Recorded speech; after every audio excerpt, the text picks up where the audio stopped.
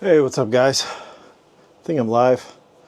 Just trying to set this up, get it working, make sure I'm on, etc., etc. Just got settled in. I was struggling to make this time a little bit, not too much, but just got my family down to bed, and yeah, let's make sure I'm all set on my channel here. Yeah, let's see here, YouTube Studio. Ooh, I'm about to cross 2,400 very soon here. Our content, live.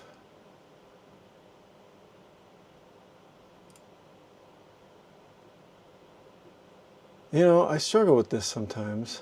Let's see here. Okay, yeah, it looks like I'm live. Cool. Hey, Irene, how you doing? Happy Friday. How are things going in your world? Hopefully good. I apologize, I haven't been over at your channel. I've just been busy, busy, busy. May is the busiest month. 2 kids and a wife who's in the schools. She's a 5th grade teacher, and it's just nonstop. So I can't wait to get on. Yeah, you know, I keep messing this whole thing up. I probably should like kill that link, I guess. Yeah. I'm just gonna delete it. It's hard to yeah, delete that. Yeah, like with the DJI, when I click to go live, you just do RTMP and it links to your, like, you know, streaming link, but it doesn't link to the actual one that's scheduled, so it's really funky. Yeah, your channel's still coming together. Yeah, you know, your channel's solid, man. I like the couple videos I've seen of you. I think you got a good vibe, good talking on the camera as well. I think you do a great job. Yeah, I think for you, my recommendation would be, like, what is your niche? And maybe it would be like, you know, you probably got to like tailor it to, I don't know, a certain age demographic. I think for me too, I kind of tailor mine for probably people, I don't know, over 30 at least. I don't really target people under 30. I just ordered my DJI Osmo today. Oh, the Osmo 3, that's awesome. I had a credit at B&H Photo and I completely forgot about it, so I'll pick it up on Sunday. Congrats, that's awesome. Do you drive there into Manhattan, into B&H? I think they have 2 locations in New York. I've been to the Manhattan one, or do you just like get it shipped? Because I don't know where you are in New York. I think you're in New York, right, or New Jersey or something. That's awesome. Did you get the kit or just the camera? Like, I know there's like the kit with the extra battery and all that. It looks like my signal's good, because what I did was I moved one of my wireless routers here so that I could stream in this, whatever you call it, workshop. I should probably go and get another tripod, because I might work here a little bit while we hang out. They only have the Manhattan one, yeah. They used to have a Brooklyn warehouse location, but they closed that. Oh, yeah, I bet you they did. Yeah, that facility is kind of crazy in Manhattan. It's like got all the, what do you call it? Like little trays in the ceiling where they're moving all the items for fulfillment, whether it's in the store or probably even shipping it from their main facility there. It's pretty cool. Alrighty. Yeah, I just got an order in too, so I need to start that order and fulfill it, which made me pretty happy. This week was kind of slow as far as orders.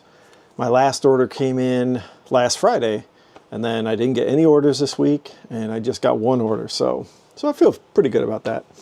You know, the 3D printing business is not extremely lucrative, let's put it that way. I think it can be, but it takes time to build a customer base and all that. So now let's see how this wireless signal works down here. I think it's okay.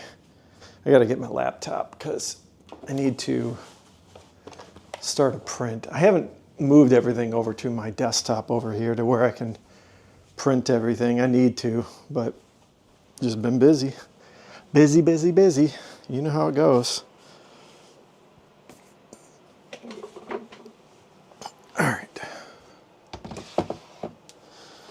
I need like a spot for this tripod. Let's see here. I know you've been making 3D products, but I honestly have no idea exactly what you make. Oh, well, I'll show you what I make. Here, let me set you down. Let's see here. I make these wall plate shelves. Let me get a good one for you. Oh yeah, here we go. I'll get some of the new ones I've got. So I started with like this is a Decora wall plate with a shelf, okay? And this is like the solo version. You can put your phone here, and then I've got these other modules. Here, I'll find some.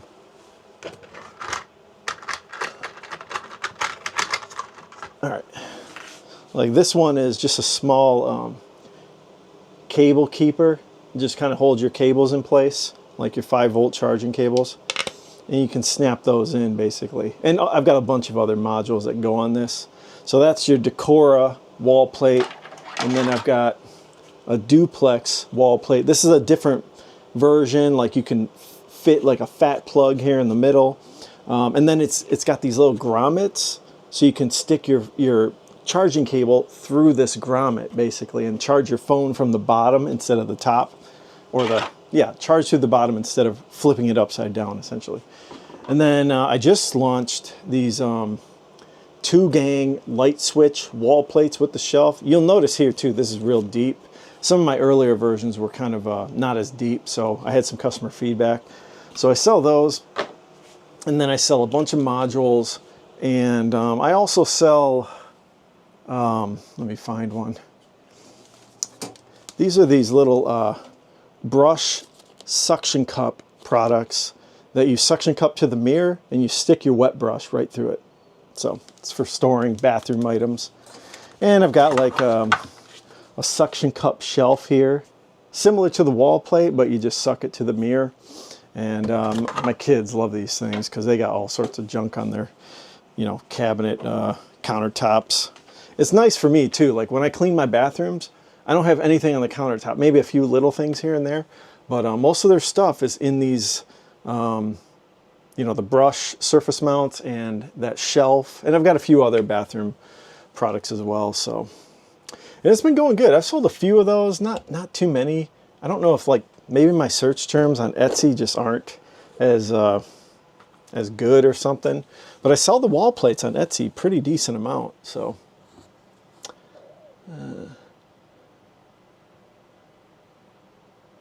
all of that is so useful. Yes, yeah, it is. Our family is more of like a declutter family. Like we like to stay organized, even though like sometimes in this workshop it can get a little disorganized. I try to keep it at bay as best as possible. But, in general, like running a household with 2 kids and a marriage, you got to keep things up to date on your house, and having clutter around just makes it even worse, right? It's one of those mental things. Like we like to have a clean, organized house, or else we are not productive when it comes to YouTube or when it comes to our work, et cetera, et cetera. My wife's a teacher, so she's always stressed. She's always got some drama going on at school, whether it's a kid or whether it's, other drama with other teachers. So yeah, I'm gonna start a print here in a minute, because I did get an order for a white wall plate solo, just a small one, and Decora style, and jumbo as well. There's a couple different sizes of plates. One is like a standard size, and then another one's jumbo. I don't know if people are ordering the jumbos, if they're unsure if like they're getting the smaller version of the actual shelf, but it's really just for the plate. The plate's just a little bit bigger size, but no one's complained, so I think everything's going good. Hey, SPC 3D408, how you doing? Ant Dog 216, how you doing, man? Just a suggestion, have you looked into UGC for marketing? What's UGC stand for? Let me know. I believe with what you have here, I think you can make a boatload in Q4. I hope so, man. I would love to do that. Oh, you mean for the holidays? Yeah, in Q4. I'm the same way. I'm actually editing my apartment reset deep clean video right now. That's a good one too. I've seen other YouTubers do like purging of, like, you know, decluttering essentially, and how people do that. Those videos sometimes can go viral, so that's a good idea. I envision those at the Home Depot and Lowe's. Yeah, you know, I wish I could do that, but I have two problems with trying to get into those markets. One, you got to be UL listed, because those companies aren't going to take a product that they can get sued on. UL certification is by this Underwriter Laboratories, I believe is what it stands for. And I don't know what the wall plate charges are. I'm going to call and ask. I am going to find out. But I've heard like power supplies are like tens of thousands of dollars just to get UL certified. But if I could do that, that would be like step number one. Step number two is I would have to figure out which versions I would actually UPC, which would take up some of my UPCs. I do have 100 of them, but I want to be careful about what I'm going to actually put on a retail market. And then I'd have to have packaging for those wall plates, and they're big. So that would be another hurdle. So there's three main hurdles: packaging, UL certification, and, you know, figuring out which versions to sell. But I think you might be right. I mean, I am going to look into it as a future project. We'll see. It could be real expensive. Let's see here. User-generated content. Do you mean like with AI, like with Chat GPT and stuff like that? You pay for TikTok influencers to make a video, and you pay them $100 for 4 video posts marketing your product. Maybe I will do that. Why not? You know, something new to talk about too on the channel. That's a great idea. Yeah. Shopify, they do.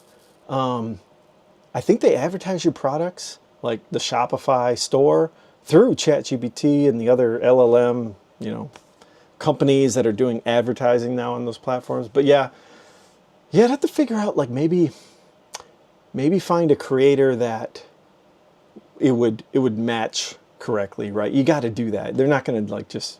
I wouldn't want to put my wall plates on some maybe beauty store or something like that. But yeah, maybe a workshop. Yeah, that's a good idea. I really like that idea. I'm going to start looking. That's a good idea. And you could probably find services, right, for UGC. I got to just keep remembering the acronym UGC for getting that stuff going for marketing. Because they probably have companies that do that. But then you're going to pay the companies as well as the creators. That's your weekend homework. It's websites that match creators to products. It's called UGC. Thanks, man. I appreciate that. I love these new ideas, man. I'm putting in my notes right now. I'm not going to forget that one.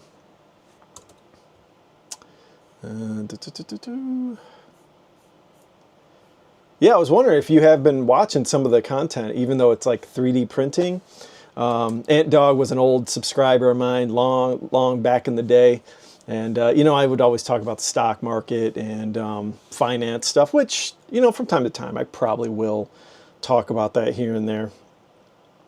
UGC, user-generated content. Generated content. All right, got it. Let's see here. I would reach out to the creator directly, though, but it's up to you. Yeah, I mean, it is it's probably a little bit easier being a creator myself and a small creator. You know, maybe if I work with other small creators that are like maybe a little bit bigger than me, maybe, you know, maybe 10,000 to 100,000 subscribers, you know, kind of that, I would say that's probably maybe middle tier content creator. Lower to middle tier is up to 100,000. I think once you're at 100,000 to 300,000, you're probably like the mid tier. Upper tier is probably 300K and above subscribers, I would say. But I'm happy where I'm at, you know. Started at 0, what was it, about a year and a half ago, and now I'm at, well, I think 2,400 as of probably, maybe right this second. Let's see. Let's see here. Come on. I got so much stuff going on my laptop. 2,400 just now. Sweet. That's a pretty big accomplishment. I'd like to get to 3,000. I think that'd be pretty cool for the year. I think I'll get there. I'm averaging like around 250, 260 in the last 28 days. So, you know, if these videos that I've got going out still, you know, keep moving on the algorithm, maybe I'll get there. I'm going to keep posting too. I keep posting 2 videos a week. This week was a complete flop as far as videos goes because I switched kind of to business. I talked about marketing on Sunday, and then I talked about Etsy advertisements on Tuesday. And you know, you switch your content up on YouTube and they'll punish you. But, you know, it's related to these 3D printed products that I'm selling. So, you know, it is what it is. Let's see here. What'd you say here? Yep, I tap in here and there. Been wrapped up with work and building products for my company to sell. I'm going to get wealthy from AI. Yeah, I bet, man. From all the IT work you do, and you got the AI knowledge. You've been invested in the stock market. You know what's going on there. You know, all those things add up. And I'm sure you've been working on it. And last time we talked, we were talking about this stuff too. AI tools, you know, I think you were working on some last time we talked. So that's great, man. Congrats if you get one of those things going, man. Get like a, you know, little microservice going. You just sell like, you know, a couple pennies a hit, you know, each service request, you get a couple pennies, or charge by the tokens. That's where the money is, charging by the tokens. All right, let's get this print started, shall we? All right. File, open project. Yeah, I've just been so busy this week. The weeks fly by when you're trying to build a startup, and when you're trying to manage family and do a couple fit a few YouTube videos in there. Time just flies by. All right, I gotta find this one. Decora Shelf Jumbo. That's it. There we go. And it's a right-handed one. There we go. All right, I gotta make sure I got filament in the right spots. Let's go ahead and turn on the printers. Well, they're on, but I think there's enough material in there. I'm just, you know what? Am I gonna take it out and weigh it? It's one of those things like the spool is like right at the edge, and I haven't printed that much material to where I like feel comfortable with, you know, knowing that there's enough material on there. I think there is, but it's probably better to be safe, because then you don't want to go through a whole print and then it's right at the end and it stops, and then hopefully your next layers aren't looking really bad for the customer. So all I do is I get an old reel, right? I just use my I got these old reels back here. I just use my shipping scale, and I just take an old reel, tear it, zero it out. Yeah, I got enough. 270 grams. These wall plates take about 140 grams, so this will be right up to, well, I'll have 100 grams left over. Maybe I could, I don't know, print some small items. That's kind of what I do at the end of a reel. Oh, come on. There we go. I've been kind of like, I haven't had these printers going for maybe a day or two. Just been super busy. I had a field trip with my daughter, so you know, I didn't do anything that day. No work there. Yeah, you just get busy. I wish I had these things running like hotcakes, you know, enough sales to where they'd be running 24/7. But let's see, I gotta make sure. Yeah, this plate looks fine. It's still some, I always have a little bit of a glue stick on there. Gotta have glue sticks or else sometimes they warp. And then you get a failed print, and that's not fun, you know? All right, let's see here. All right, what are we doing here? Yeah. All right. Let's get connected. Show you guys my computer. So I gotta connect, so I've got 2 printers in the list, right there. So you just switch to the printer you want, if it connects. There, oh, that's weird. There we go. And then I've got white PCTG over here. That's the filament I'm gonna go with. And then this is the wall plate, jumbo. So I gotta pick the color. So there's the white. Slice the plate. And yeah, 147 grams. And this print will take 4 hours and 4 minutes. Or 4 hours and 11 minutes, sorry. There we go. Making money. A little bit of money. It's just one $20 order. You know, I might make $10 on it. That's the thing about Etsy that's difficult. Like, you know, you get people who are just buying onesie twosies. The only way to make money selling physical items is to sell, you got to be above 30 bucks. You know, if you're going to make any sort of profit in this e-commerce market, you got to sell over $30, and you need to hopefully have enough bundles to where people will spend $40, $50, $60 on average. I've had a couple orders be $40 to $60. I had one $70 order on Etsy, so that's been really good. So I know the products have the potential to sell large orders, especially wall plates. I mean, in my house alone, I've got like 4 or 5 of these things installed, and I want to install more. I just haven't had time to figure out exactly what I want.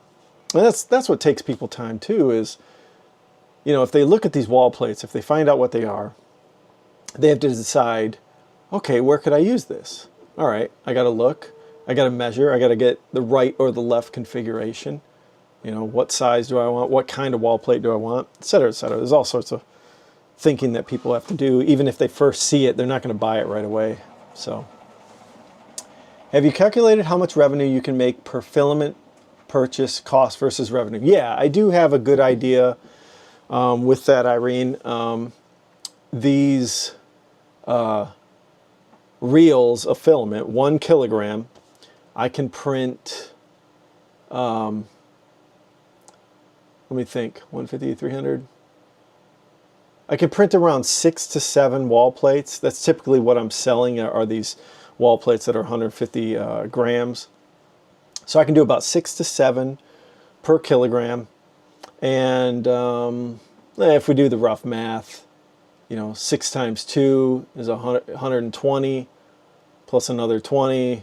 So if I sell out, that's about $140 in revenue for $30 in filament. So about a 4x is where I'm at. It is expensive filament. I'd love to be at $20 a reel, and then I'd be at a 5x, which would be a much higher margin. But here's the other problem is, for those 7 orders, I got to ship them all, right? Now, sometimes when somebody buys 2 wall plates or 3, now I'm making some really decent money because I only have to ship one time, and that's $5, $6, $7, right? But if all of those plates have to be shipped individually at $7, $8 a piece, now that eats into my margins, and now I'm not really making a whole lot of money. So that's why you got to bundle these things. You got to be at $30, $40 so that you can at least capture that shipping amount, you know. The $20 orders, I don't make any money, really. I mean, $10, that's about it. So let's see here. Plates are no use to me. I live in the UK. I'll tell you what, I was talking to one of my former coworkers. He lives in Indonesia, and I don't know if the UK has the same plate style. Maybe his is more like the EU style, if I remember right. I think the UK is a little bit different than EU, if I'm not mistaken. But I would like to partner with someone in these countries and ship them a batch of these. Maybe we could do like a small, kind of very common, simple shelf that maybe just be the one size or something. Maybe like 2 or 3 colors. That'd be fun to get like a distributor essentially over in the UK or in Europe. But again, like it's hard because if they're not CE certified, which is the European, I don't know what UK is. They might have their own system. That's like the struggle with like shipping overseas and like liabilities and all that. So they are a great product though. Yeah, thanks, man. I appreciate that. Yeah, so maybe someday I could expand. If I could get enough volume with these products, I am getting decent traction. I mean, I'm getting an order a week, which I think is pretty good for most new Etsy sellers. I hear people saying that they've been waiting on an order for a month or two. So I feel very fortunate this early on to get an order a week kind of thing. Now I am buying advertisements. I'm doing advertisement spend, which is doing pretty decent. It's not bad. I think I'm still ahead of the advertisement spend for sure on the Etsy side. But yeah, someday I'll expand. Who knows? We'll see. I think those CE and UL certifications are probably the biggest hurdle for me. And I'll be honest, if I ever was to get decent volume, depending on the market I'm targeting, Home Depot or Lowe's, I would have to like somehow patent this thing because you'll get these, once you get big, you'll get these, they call them ambulance chasers in the United States. These lawyers, that's all they do, is they work for people who, maybe they buy patents for cheap and then they go around suing people all over the United States. That's kind of how ruthless business is in the United States. So, are the buyers leaving reviews steadily? No, not yet. And my first customer on Etsy, I shipped her 3 additional plates because she needed the jumbo version and I didn't have that available. She said she would, but she hasn't yet. And it is what it is. You can't assume that your buyers are going to leave reviews. So it is what it is. You just got to hope people will, vibe with you and say great things about your product. I haven't heard anything bad. Only had one criticism, was the first customer. The rest, since I've shipped to, they haven't come back saying they had problems. So I'm assuming everything's good. That's the thing about business too, is sometimes you don't know what's really happening, because if it's a good product, normally people they take it, install it, do whatever, and they don't reply back. They're like, oh, this is great, done. I'll just be silent. That's just how people roll, Let's see here. Chris Bell 02. Have you thought about trying to get your plates in some local stores? I pitched some of my products to a local store and got into 2 of their 3 stores. Really? That's great. Yeah, I'm, like I said, I do have the, whatever you call it, GS1 UPCs, so I could do that. Give them official UPCs. Yeah, I didn't think about the wall plates, and maybe I should. I thought more about the bathroom stuff. Yeah, maybe I should. You're probably right. I mean, people are looking for non-Chinese goods, that they can source from here, that they don't have to ship from China. And typically when you order from China or from wholesalers, you got to buy a minimum quantity of like, 25, 50, 100 units, maybe 1,000 units, depending on what you're selling. So I agree with you. I think that is a great idea. Thank you. I appreciate that. That's motivating me to kind of think about that more and really consider it. Let's see here.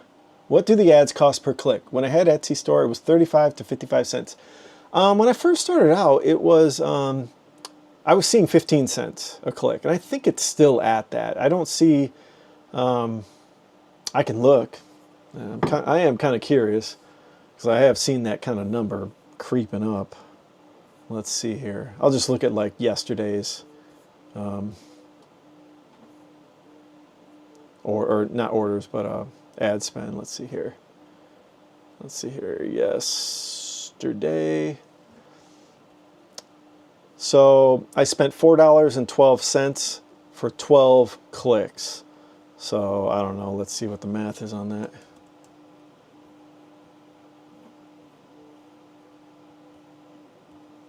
With it for 34 cents a click. No, you're right, yeah. 35 to 55, you're right. So I think maybe at first they were charging me cheaper amount, but maybe as you grow, maybe they charge you more. Who knows? I haven't been really paying attention to it every day. But yeah, it is 35 cents. You're right. There you go. Let's see here. But yeah, so far year to date, I have spent $151 and the revenue is $223. So, you know, minus shipping, I'm pretty much at break even as far as like the Etsy ads to revenue. Now I do have more revenue than that. That is only 5 orders. I do have 5 other orders. So I am in the green when it comes to the cost of goods and the cost of Etsy. I am in the green. So I feel pretty good about that. I'm not dissatisfied. I'm just starting out. I've got 10 customers kind of, you know. So can't complain. Let's see here. Pele 420 PLS. Happy Friday. I'm taking the plunge into selling 3D printed desk accessories on Etsy. Congrats. I'm trying to have a different vibe and aesthetic to try to stand out. A risk, but if it falls or fails, at least I tried. Exactly. You know, that's the same approach I'm taking too. You know, you got to take risks in life if you want to succeed. So let's see here. Your channel gives me a lot of motivation, so thank you. I eventually want to make my own products. Okay, so are you kind of reselling, not reselling, but are you printing another maker's STL files and maybe customizing it yourself, I would assume? Like your theme, like you said? Yeah, vibe and aesthetic. Yeah, that's great. You know, I was scared of modeling, not scared, but I was kind of adverse to modeling my whole digital career, and you know, my daughter was showing me how she could model stuff on tinkercad.com, and I'm like, okay, if she could do it, I can learn this too. So modeling is not as hard as you think.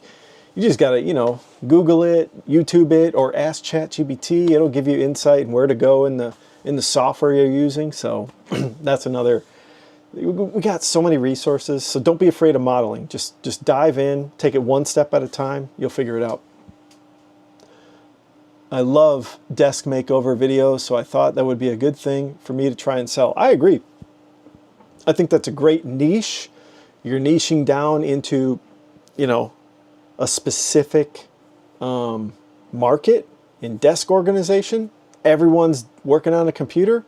I mean, you look at my desk, it's a mess. You know, everyone's desk is a mess, and people are always looking for good-looking, aesthetically pleasing items for their desk. I think you're in the right space.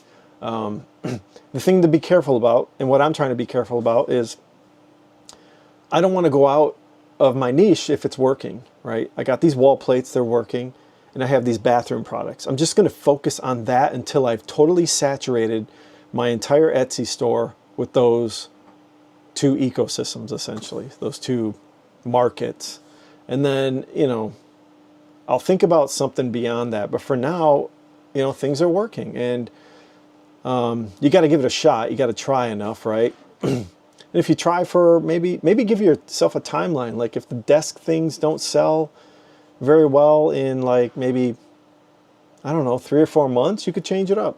You know, that's what you got to decide, is how long are you willing to make the bet on the thing you're producing, the thing you're trying to sell. And do you have conviction in it?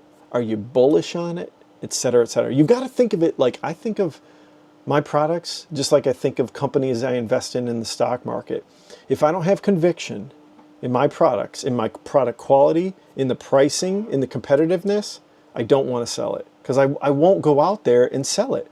Like, I won't go to a store and say, hey, do you want these wall plates? These are sweet. Everyone's buying them. I won't do that, right? So, just my thoughts on things. Let's see here. Yes, I'm currently subbed to Patreon, and my aesthetic is essential, a modern, warm color palette. Browns, beige, dark green. I like those colors. I like that. It's kind of modern, right? Do you just resist the urge to branch out? Yeah, that's exactly what you got to do, because there's so many things to sell, right? There's so many ideas that might run around your head. And if you have momentum, like I do with these wall plates, I am not going to stop. Like, I got to take advantage of it. I have literally, like, I was doing the bathroom stuff. I totally, like, I didn't drop it, but they're on pause right now as far as like innovation on that. I am on these wall plates.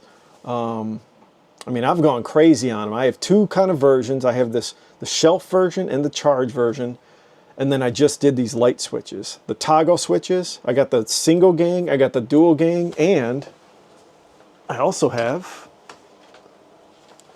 the triple gang. I've got it modeled. This was just like a test print I did in brown just to make sure it fit. I haven't listed this yet. I've just been so busy. I haven't even printed these yet. I need to print all 5 colors. I have 5 colors: white, beige, black, red, and pink. And so that takes time to print all the colors and then take all the photos. That takes more time than, you know, the modeling and the printing in general. Or not printing, but the modeling doesn't take me very long at all, I'll be honest. You get pretty good at it. You know, you figure out the little tricks of whatever software you're using. I use Blender. It's pretty easy for me. Are there better modeling softwares? Probably. You know, I've heard really good things about, like, I think they're called parametric modeling softwares. I don't think Blender is a parametric one. Like, Blender can do like animations and stuff for like filmmakers and animatographers. I think that's what they're called. But because I've seen other videos on YouTube about Blender and people using it for a lot of different things. So it's kind of interesting.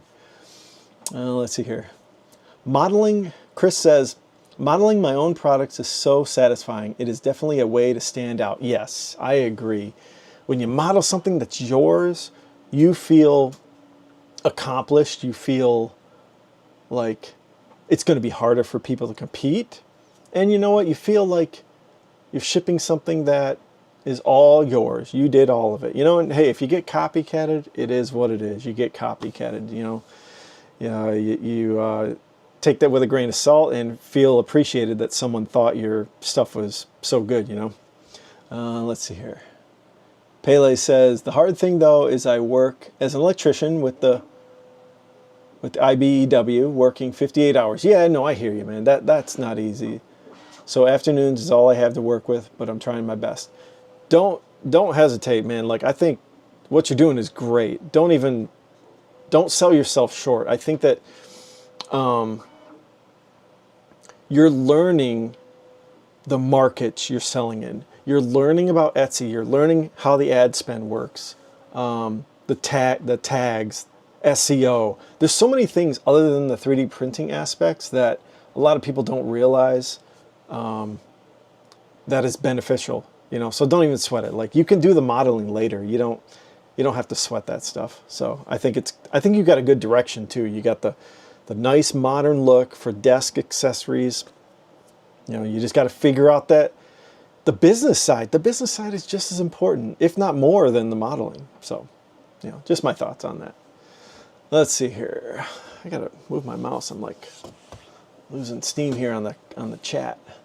Let's see here. Mini Mechanic ALRC. Love watching this channel grow. Keep up the good work. Thanks. I appreciate that. Yeah, I'm enjoying the growth as well. It's been a journey getting to this point, and I've had great growth in the last, I don't know, 5 months, almost 6 months now. It's what, June this weekend or something? So I switched over to 3D printing in January, and it's been 6 months of just constant growth, and I've just loved every minute of it. And I've had a lot of fun doing these videos too. Let's see here. Pele says, my afternoons pretty much consist of starting a print and then practicing Fusion 360. There you go. See, you're already on the path. You're already going to be building your own models before you know it. And you know what? Here's the thing. They don't need to be perfect. They really don't. You guys think that My wall plates are perfect. They're not perfectly like, you know, these little notches here. These aren't perfectly centered. There's probably like a millimeter or two that these are off, right? Even these sides here, they're not exactly the same. I mean, they're a little different.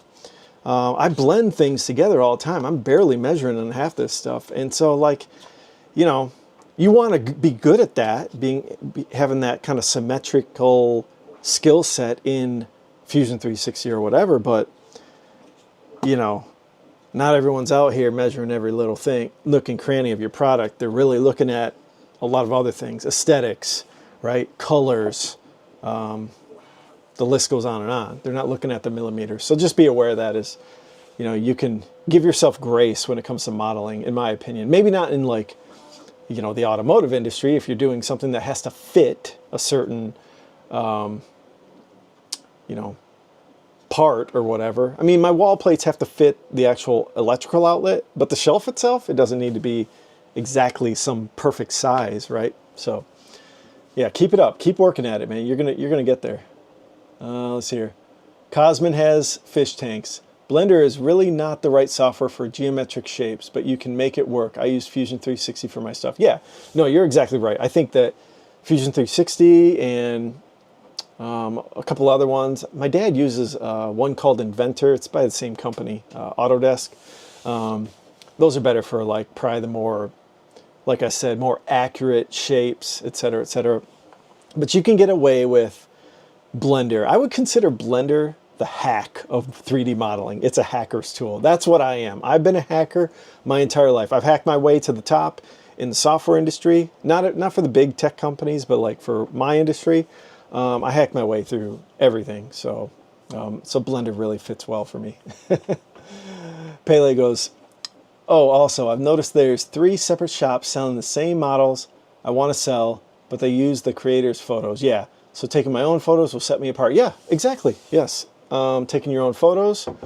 And you know what? You've seen I'm assuming you've seen my videos where tell the story. Tell the story, set the scene, right? They're using the creator's photos. Maybe they're just very plain Jane.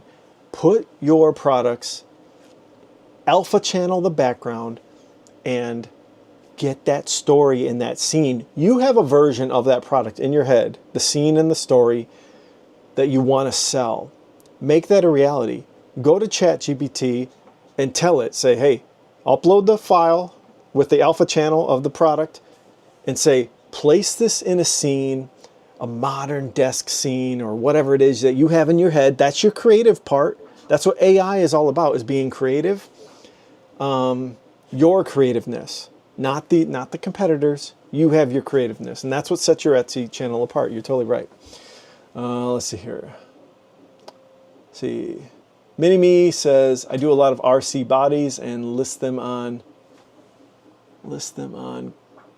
cults. Oh, okay, like a group of people. Yeah. Kind of a hobby, not looking to make anything out of it. Yeah. You know, and I mean, I'm not looking to be a millionaire off of 3D printing. This is a hobby business. You know, I have no expectations to be a extremely profitable business. I know that sounds kind of, I guess, not motivating, I guess, but I know how business is. I've been an entrepreneur before. I know how hard it is. And so I set my expectations low, and that way I can have fun with it and be creative. That's really, I don't have any pressure on this business. I mean, I've spent some money, my own money. Okay, I've spent, I think, around $10,000 when it comes to everything I've put into this workshop, all the painting, the cabinets, you know, probably filament holders here and there, desiccant, the 2 printers, some of the bins, a lot of runs to Menards. Filament has been a big expense, not too big, but a decent amount. And I've had some mistakes. That's where, like, you know, that's probably where I spent that 10 grand, is some of the mistakes. I printed a bunch of inventory. I learned from it. That's part of business too, is learning about how you should optimize a 3D printing business. So I've done a lot of learning, but it's all been worth it for me. So, but I am probably, I don't know, I think I've spent around 10 G's, and I think I've had around, I think I've crossed the $2,000 revenue mark. So I'm starting to slowly churn into that that expense that I made. So someday I'll get in the green. But for now, I'm just going to write it off of my income tax because I'm an LLC and it's a pass-through. No, this is not tax advice, FYI. I'm not a tax accountant, but I kind of get the tax system, and that is part of business too. Is you got to understand that tax system. So, anyways, what up? What up? What up, Matthew? Official, how you doing? How you doing tonight? Have you utilized AI to help you build your models? No, but I have a video that's favorited because Blender has an what is it called? MCP, Model Control Protocol, is that what it is? I don't know what it is. Yeah, MCP, I think it is. It's the language that the model or the platform can use to talk to your software. So I watched a video where Claude Desktop, I have never used Claude. I'm going to probably start. You have to set it up where you tell it like Blender is your MCP or whatever, and then you can just prompt inside of Claude and it'll control Blender and actually manipulate the model. I've heard it's kind of like pricey. It does go through a lot of tokens, I think. But yeah, I am interested in looking into that. I don't want to make it a crutch. Like I want to learn modeling more and more features of Blender. But I get enough now how I can, even if the AI were to generate the model, I know I could go in and make changes. That's the thing. I didn't want to get stuck on AI and not learn it from that perspective, because if I don't know how to manipulate it, I'm screwed. I can't make changes, right? So let's see here. Matthew says, I have an idea. I want to make a camera thread adapter that lets me take any ND filter and let it become a magnet or turn to lock style filter. Dude, that's a great idea. Honestly, that's a great idea. I've got some great ND filters. I don't know where they are. I'm not going to go get them, but I've got 3 of them for my Sony mirrorless camera. So you're saying 3D print the... Yeah, so you're basically going to 3D print the... it's kind of like the lens that you can twist the ND on that and then twist it on the thread adapter on a tripod, right? Is that kind of what you're saying? Something like that? ND adapters are, that's a good idea. People in photography, they spend money on these 3D printed products if it solves a problem. That's a great idea. Claude is amazing, much better than ChatGPT. Yeah, I've heard great things about it, for especially from business, Irene. I don't know about generating images, though. I've heard still ChatGPT is still king with that, but I'm sure Claude's catching up. They all are. They're all spending billions of dollars. They're all going to be just as good as each other, probably. See, AI prompting is the key. You're right. It's critical to lock in prompts to a saved chat for AI reference. 100%. You know, with ChatGPT, I use projects, and I'm starting not sub projects, but I create separate projects for that context window to have the context for that AI to go back and say, oh, I know exactly what you're talking about. Like ChatGPT knows every product that I have, and it can literally just regurgitate the product descriptions and make tweaks to it, because a lot of my product descriptions are very similar. But yeah, you're exactly right. Matthew, think Polar Pro, Maglock, but universal. Sweet. Yeah. Have you started on that, or like have you done some prototypes? You know, let me know. And what colors would you offer? Probably black. I guess you could offer white, black and white. I don't know other colors photographers would care for. Most photographer equipment is black, right? So I would probably go with that. And you know, these wall plates, I was thinking the white and the beige would sell more. The blacks are the biggest hit. I love it, man. It's great. I'm glad I offered it too. I mean, I wasn't going to offer it, but I had the filament ready. And one of my subscribers on this channel, she bought black and red. So she's got one of those Milwaukee tool rooms. And Yeah, I got to reach back out to her and let her know about the light duplex toggle switches, because I think in her workshop she had probably a couple of these toggle light switches. So let's see here. The thing for my, let's see, Pele says, the thing for my desk accessories are not that complicated, so it's hard trying to think of a cool idea. I'll tell you what, the longer you're in the space, you're going to start coming up with new concepts for your products. Keep using your products too. Eat your own dog food is what I say. That's the most important thing you can do in business. Eat your own dog food. Use your products. Give your products away to people you know. They'll give you ideas for like what improvements you could make. Maybe you could do some attachments to the products. Who knows? I don't know what your Patreon rules are. Can you make modifications to the product, like tweaks to it? Let's see here. Matthew says, no, I don't have a 3D printer. Okay. I just have the idea because there are a lot of ND filters out there, but you have to screw them on. Yeah. Hey, there you go, man. I see, it's tempting to think about trying that out, but again, I don't want to lose focus, so you go do that, and let us know how you're doing. Maybe it's time for you to look into a 3D printer, right? Maybe the Bamboo X2D. Too bad I don't have an affiliate link for it, but I could probably put one in one of my videos. I'll let you know. Because you do get commission on YouTube shopping, and it's pretty good too.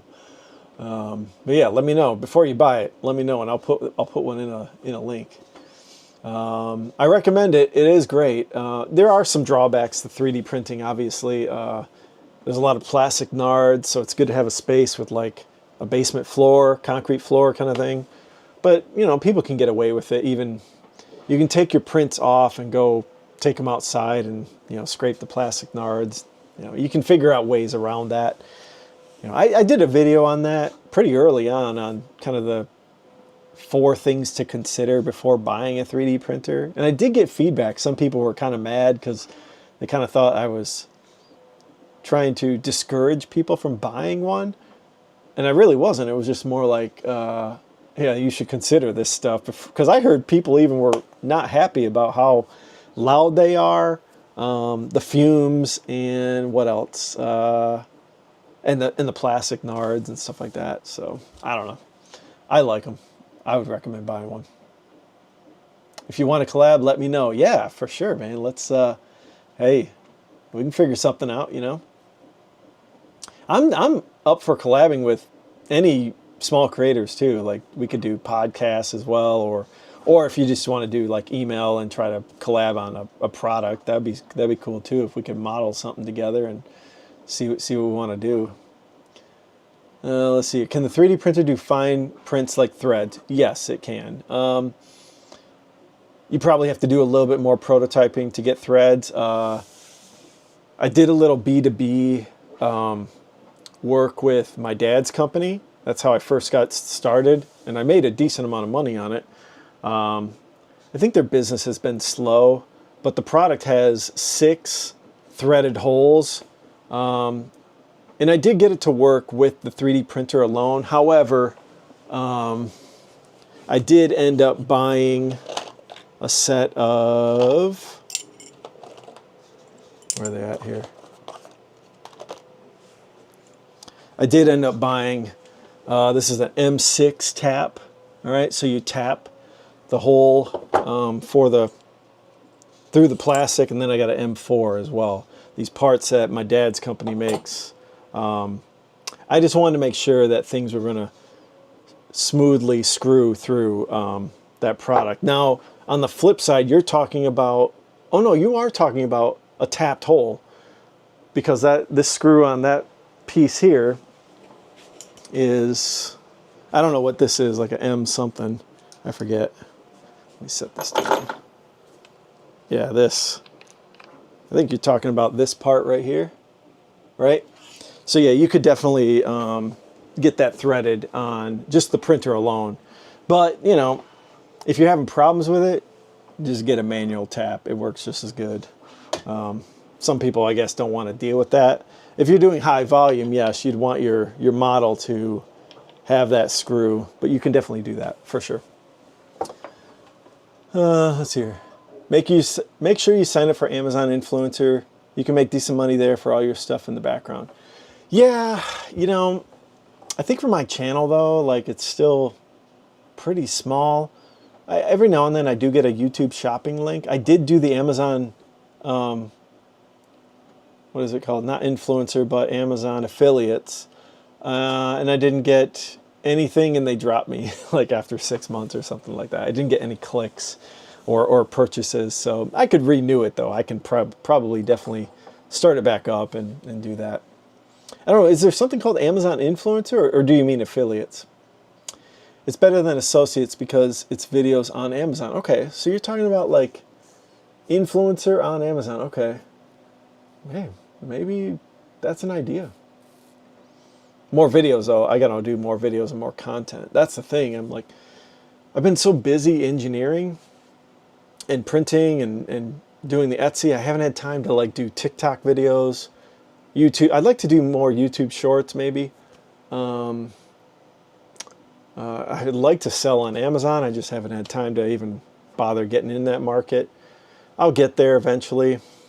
I just got to get to a point where I've got all my wall plate stuff, all buttoned down, hatched down on Etsy, and then I can move on to, you know, maybe looking into new markets, right? Let's see here. Pele says, it's exciting also that I'll be learning so many new skills like photography, business, marketing, designing. Yeah, I'm doing the same thing. You know, you're seeing my videos. I'm learning all this stuff. Speaking of, I need to go print. I'll just do that right now because I got to fulfill this order by, I'd like to get it out by tomorrow, which I will. I got to print some of these marketing brochures, my little Sears catalog, if you've seen those videos. I think that's a great thing to do, you know. Don't just print the packing slip. Print your whole product catalog. Make it look like that scene, like I said, of your desk. Like, sell people. That's what business is selling. Photography is difficult, I understand that, but it's probably 75% of this business is the photography, the messaging, the listings, the fulfillment of these products. You know, that's going to take your time. The 3D printing modeling is like only 25% in my opinion. I'm off to bed. Oh, thanks, Irene. I appreciate you stopping by. This is great. You have a great night. Matthew says, if someone watches your video on Amazon and makes a purchase, you get paid. Also, there is a Creator Connections, and there are 3D printers on there. They pay like 10% on top of Amazon. Okay, well, I'm going to take a look at that then. That sounds great. Amazon influencers. Hey, everyone's competing, you know, Amazon, Google, TikTok, for the people who want to vibe with their customers. You know, that's the bottom line. And these big tech companies, they get that. They're taking over the whole business of advertising and marketing for legacy TV, essentially. It's more authentic. You know, I've talked about this on previous videos long ago. Authenticity is, no, this was the phrase I went with. Attention is the new economy, and authenticity is the gold standard. And that's the honest truth. That's just what's going on these days. It's not easy, though. I mean, it's a huge market. There's so many people that are in the space, so it's pretty competitive. I wouldn't say the ad spend is probably that great these days, but probably because they're just trying to generate AI content in general and trying to get traction there. Let me pull up these files and print these out. I always forget where my stuff is sometimes. I think I had a mouse too. I'm going to go and grab my mouse real quick. I can never work with a trackpad. I'm horrible at that. Did I bring it in there? Oh, I'll show you the final print too. So I've got my Tecton Nook Creator Caddy. Okay, this is going to be the product that I'm going to offer as a membership product, like an STL download kind of thing. I got a video that's coming out. I just recorded it today. Maybe I brought my mouse in there. I recorded it today, and I'll probably post it like Tuesday, I think. I'm going to start memberships in June, and I'm going to do like a once a month STL file download for people to print and enjoy and get some value out of that. You know, I think it's a good way for 3D printing folks to do memberships. So I'm going to do that.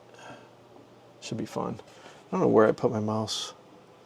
Yeah, whatever. I'll just have to do trackpad. That's a bummer. Yes, and I did try some super glue. This Craft Protes. I don't know.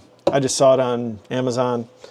Worked pretty well so far. This thing is on there pretty good. So, in my next video, Sunday, is going to be on super gluing my wall plates, whether or not I like it or not. So I'll let you guys watch the video on that. I'll give you the reasons why. So I do or don't use it. Let's see here. Okay.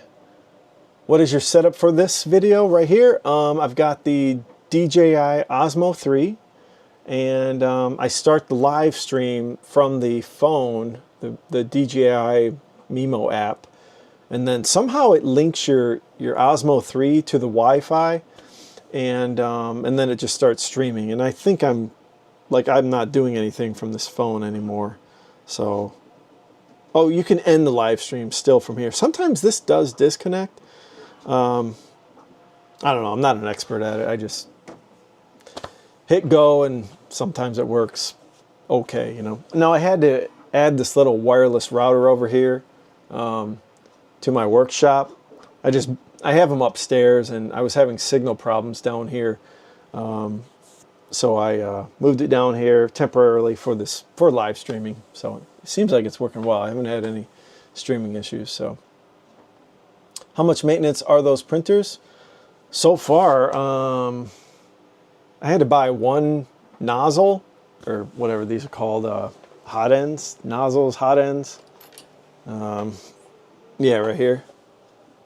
I had one of these go bad. I think I probably ran some carbon fiber through it or something. But yeah, other than that, the maintenance is pretty cheap on these so far. Just had to lubricate them with some lubricant. And I do have a whole spare parts bin of bamboo spare parts. So I have spent money on maintenance parts, but I haven't had to use any. I've got this whole bin full of these parts. And I just wanted to have them because if I'm doing business for that company, my dad's company, I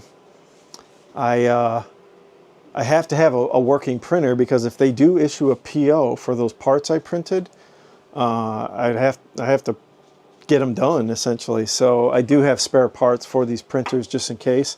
But as far as maintenance, yeah, I haven't had really any problems with them.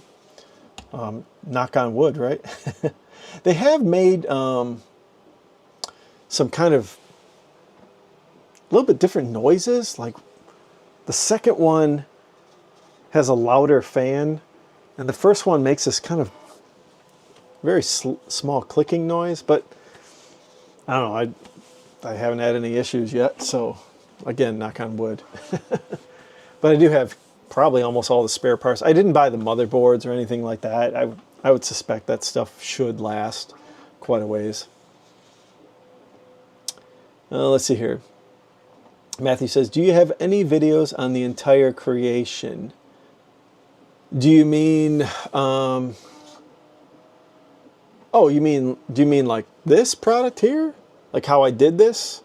I could do that. You mean from a modeling perspective? Do you have a laser engraver or whatever it's called? No, I don't. Those are the H series models that Bamboo offers. And those are a bit steeper in price. If you include the laser engraver, that's an upgrade. Their top model is $2,300 for their color printer, the H2C.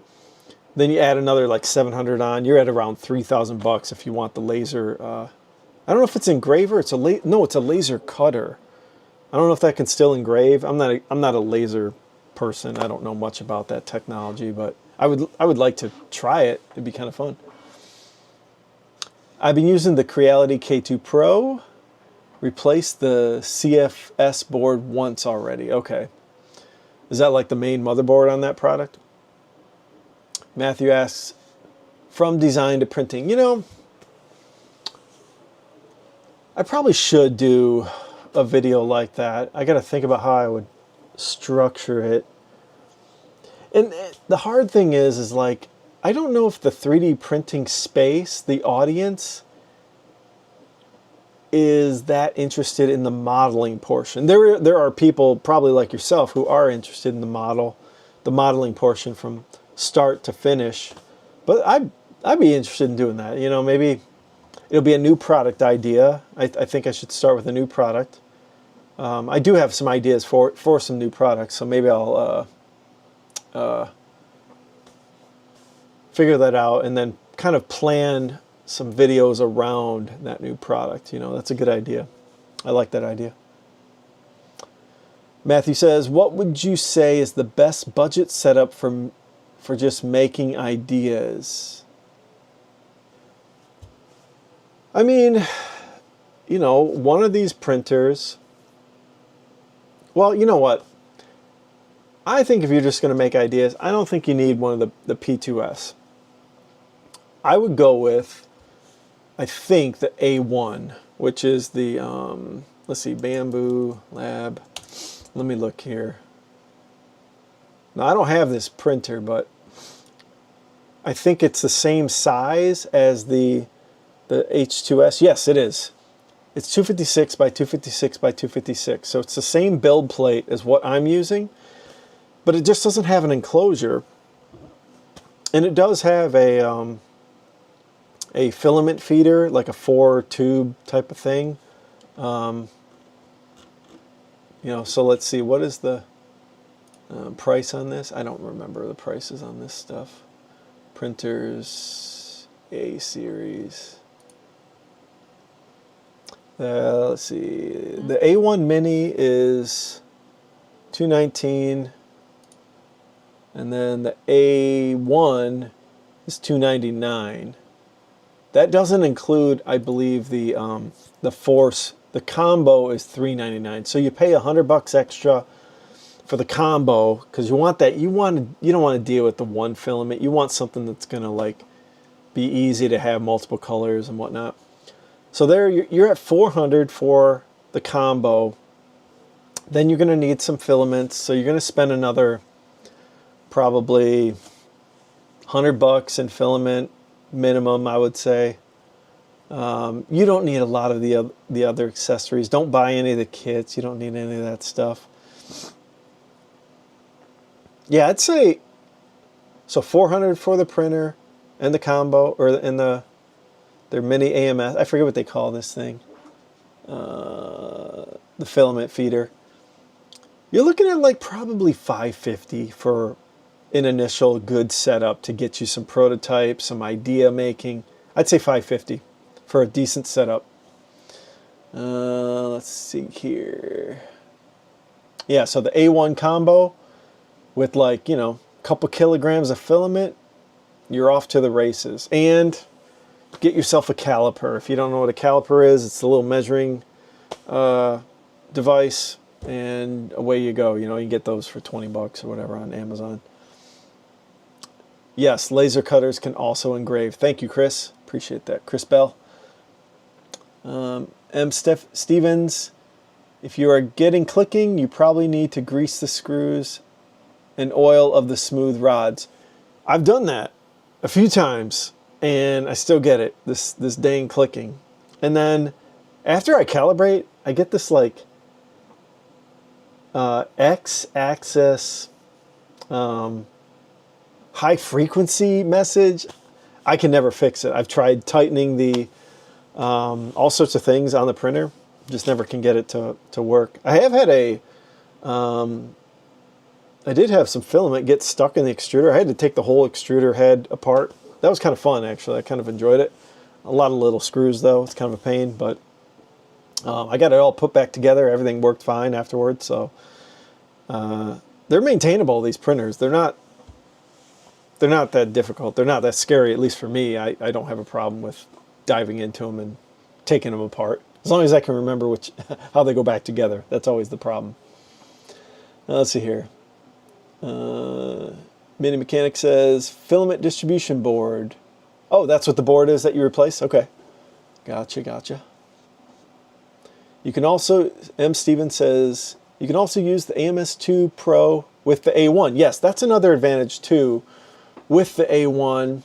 And it gives you a little bit of flexibility, you're right. So you could just get the printer and buy the AMS2 Pro out instead of the, what is this thing called? I don't even know what this thing's called. It's like the mini AMS or something. Filament reel or something. Let me see here. They call it an AMS, do they? I don't know. I don't know exactly what they call it. I don't study Bamboo Lab all day. I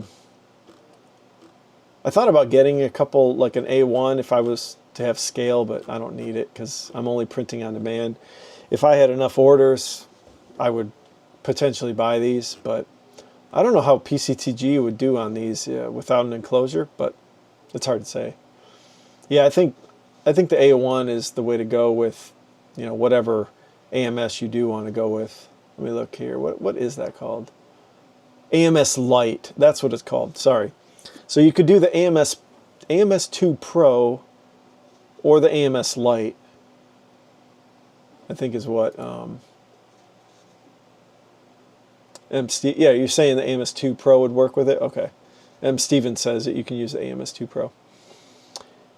Have you tried a 0.2 or 0.6 nozzle? Yes, I have. The 0.2 nozzles, I did I have a video on it. Just go back like a month or two, maybe 3 months. Why you should use like a 0.2 millimeter nozzle. I can show you actually. Why not? I've got it right here. Let's see here. Yeah, I do have this part here. Yeah. It was a really small, fine part. I'll show you why, if it'll focus in on it. So I have these direct mount products that you can screw in a drywall screw into the wall and then just directly mount the product. And I'm trying to get this putty off. I'll explain that in a second. So, you got your drywall screw that you get into the drywall, and then you got your mounting screw, right? And it's got that little Phillips head. I can't really, it's focusing on it a little bit. You got the Phillips head there. And I didn't want my customers to see the Phillips head, for the product. I printed a 3D printed cap that goes on the Phillips head just like that. And the little cross section, it's like a little Phillips crisscross. I was having trouble getting this to even print very good on a 0.4 millimeter nozzle. So I went with a 0.2. It took a little longer for these little caps, but then they fit perfectly and very snug on these screws. Now, not as snug as I'd like. I'd like them to be more snug. So I use like this putty. I was going to ship them with putty on them, and then it'll fit inside the screw head. So I've never sold these. I don't think I'm going to really promote them or push them very much. It's a little more ask for people to drill holes in their drywall versus like these wall plates. You just take one screw out, re-screw it in, you're good to go. So we'll see, At least I have the concept. I could do direct mounted products of any type. But I like these little caps. because it makes the 3D printed product just more higher quality in general, you know. It was a little extra mile I went, and so I used a 0.2 on that, and then I've also done some 0.6, and I did a video on this too. I've done 0.6 millimeter nozzles for just doing prototyping, right? Faster prints, larger layer height. So go with like a, I don't know, 0.3 or 0.4, and just, you know, you'll see layer lines, but you'll be able to print like, you know, 2 times faster. Because that's the thing, the cycle time. That's the thing with business is cycle, cycle, cycle. You need to be able to quickly iterate. And I learned that early on. So I do switch my printers to 0.6, you know, when I'm just trying to get rough sizing and rough perspective on a product versus, you know, when I finally get to the point where like I'm happy with the rough outline or the draft of the product, then I'll go back to a 0.4 and dial it in even further. You know, if something doesn't fit on the 0.6 because maybe you've got too thick of walls or layer lines, then maybe you got to go to your 0.4. So, have you followed the Camera Junkie on YouTube? He makes a lot of 3D stuff for cameras. I may have seen one of the videos. I'm not exactly sure. I follow Jason Vong, I think his name is. He was big on the Sony mirrorless back when I bought mine, like, I don't know, 5 or 7 years ago. Jason Vong was the only camera guy I ever really followed. And I'm sure some of those guys have gotten into 3D printing. I know they like... I think I've seen one of the videos you're talking about. Does he sell camera accessories with 3D prints? I'm not exactly sure, but... AMS Light, yeah, exactly, yes. SPC. Okay, Mary. All right, great. Now, Mary, do you have a 3D printer? Which model do you have? Let's see here. Mini Mechanic says, time is the big thing. Smart to switch to a 0.6 for prototyping. Yeah, exactly. Time, especially if, I guess early on when, if you only have one printer especially, right? You're waiting for that print to decide the next change, right? Now, if you have 2 printers, like I expanded pretty quickly, it does alleviate having to go to a 0.6. Like I can deal with a 0.4 unless I was like, I had tons of things I was trying to model and I really wanted to model them and I had production prints, like an order that I had to print. That's when like that 0.6 can be really handy.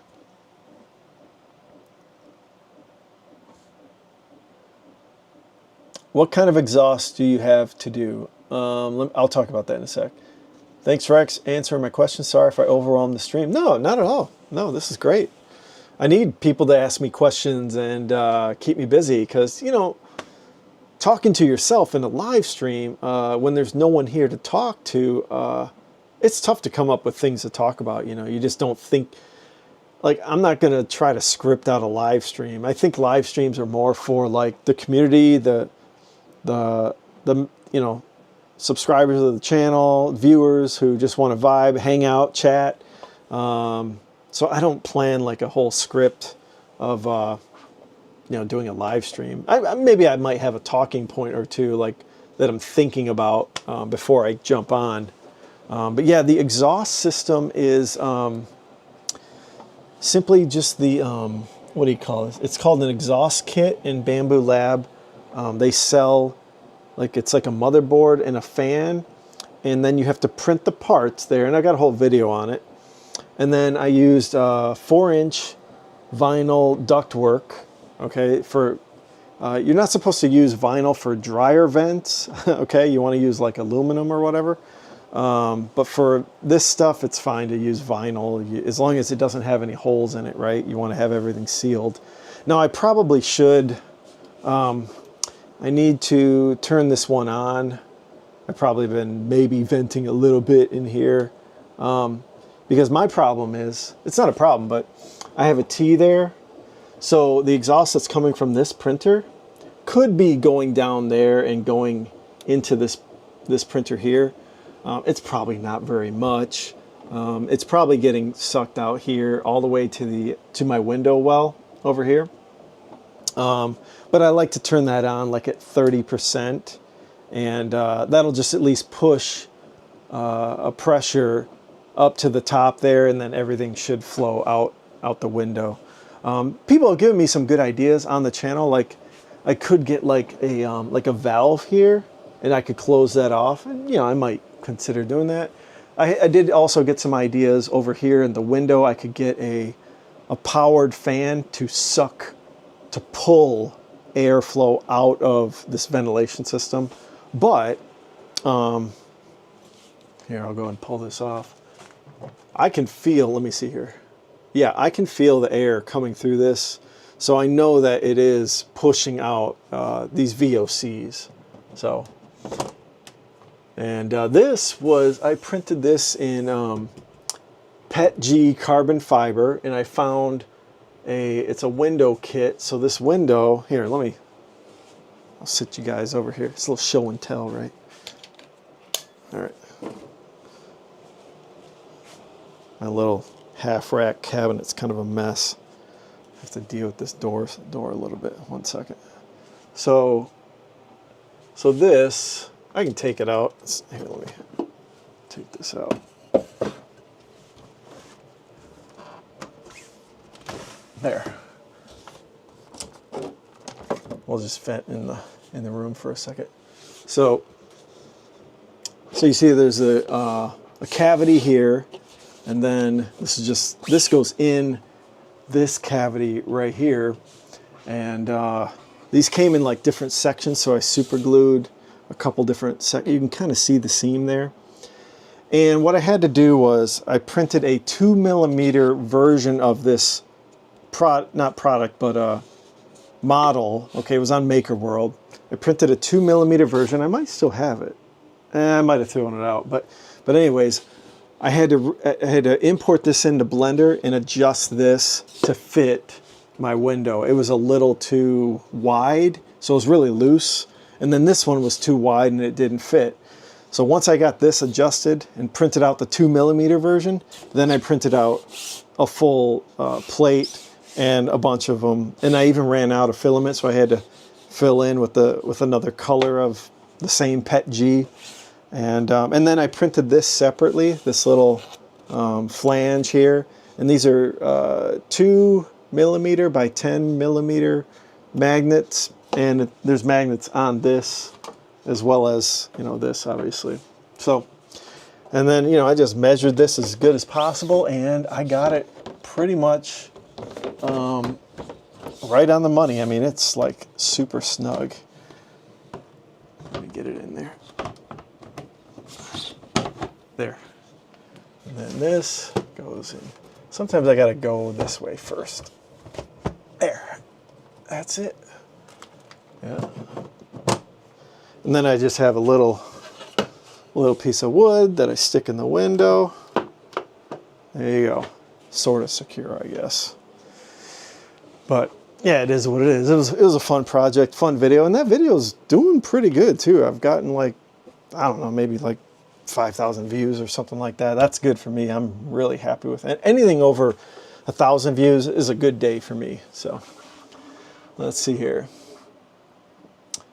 Mary says, I have a longer LK5 Pro, okay, and Bamboo P2S. Got the P2S because I hated having to constantly tinker with the longer. Okay. I've never heard of that brand. Okay. You always have to like mess with it to kind of get it to be dialed in to print properly. Let's see here. Pele says, can you showcase your packaging routine? Those are satisfying videos I enjoy watching and hope to make some of my own someday. Yeah, I'll do a packaging video for sure. Maybe I'll do... Yeah, when I package this one tomorrow, my kids are going to see the new Mandalorian movie tomorrow, really early. They got a free showing from a friend of theirs, a dentist, is renting out the whole theater for his customers. So they got to tag along for that. So my kids are going to be gone in the morning, and I'm going to package this order up. That's a good idea. Maybe I'll just do the packaging too for a video while I fulfill that order. It's a great idea. Love it. Put a loop in the printer discharge for a bit of restriction. Okay. Put a loop in the printer discharge. Just kind of curious, what do you mean by that? Put a loop in the printer discharge. Yeah, I don't know what that means. You're saying on the exhaust pipes? You're saying make a loop so that it can't like go backwards or something like that, I think is what you're kind of meaning. Let's see here. The 4-inch corrugated. Yeah, okay, I think I see what you're saying. I'll look into that. I'm going to make a note of that. So you can do a loop of some sort on a 4-inch corrugated thing? On the venting? Again, I'm not an HVAC person. I don't know much about this stuff. It is what it is. 4-inch loop. Hey, Matthew, thanks, man. I appreciate you stopping by. You have a great evening as well, man. And I'll try to do these live streams, like I said, on Friday nights at 9:30. I know it's late for a lot of people, but it's just the time I can find to fit it in my busy schedule. So thank you, man. I appreciate it. Let's see here. I have a mechanical company. Yeah, you know all this stuff, don't you? I wish I knew all this stuff. That's one thing I do I don't regret, but I wish I had more skills in the blue collar world. I do have decent skills. You know, I worked with my dad as a machinist in his machine shop when I was 17. I've worked, various jobs in high school, before college, that were more physical, more blue collar, and learned a lot in that. I even sanded my whole car and did Bondo and all that stuff and spray painted it, and then I sold it.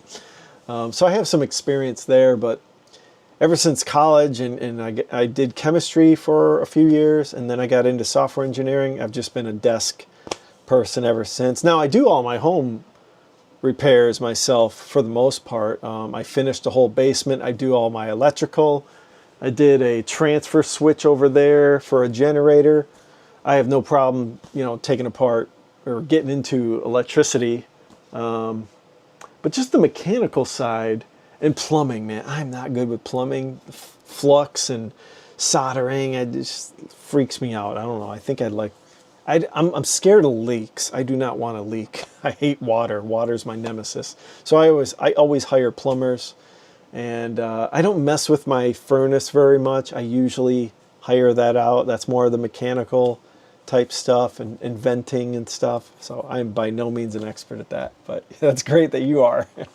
It's always good to know some people who know what they're talking about there. So it sounds like you know what you're doing. But I will Google that 4-inch loop and just learn about what that does, right? Does it prevent the flow of air going back to that printer, essentially, if I put in a loop or whatever? So, but yeah, that's cool. And you're running your own business, so you do both the blue collar and the white collar work. Running a business, man, is not easy. It's not. I'm sure you probably have done everything under the sun for your company, no doubt. Let's see here. Well, I think I'm all caught up with the chat. Now I'm going to print, while I have time before people chat more. I'm going to print these product brochures. They're not brochures, they're just printouts, and I'll show you guys them. Where are they at here? Okay, I print out my modules every time. I've got like 3 pages now of modules, and I separated out my modules now into categories. Now that I have enough of them, I've got the bathroom modules, so I'm printing that one out right now.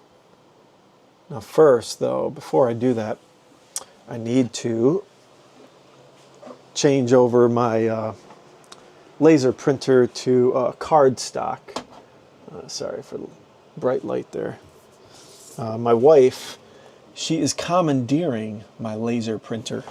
She's a teacher, so she's always got, you know, a lot of printout stuff. So she commandeered it last night and put regular paper in.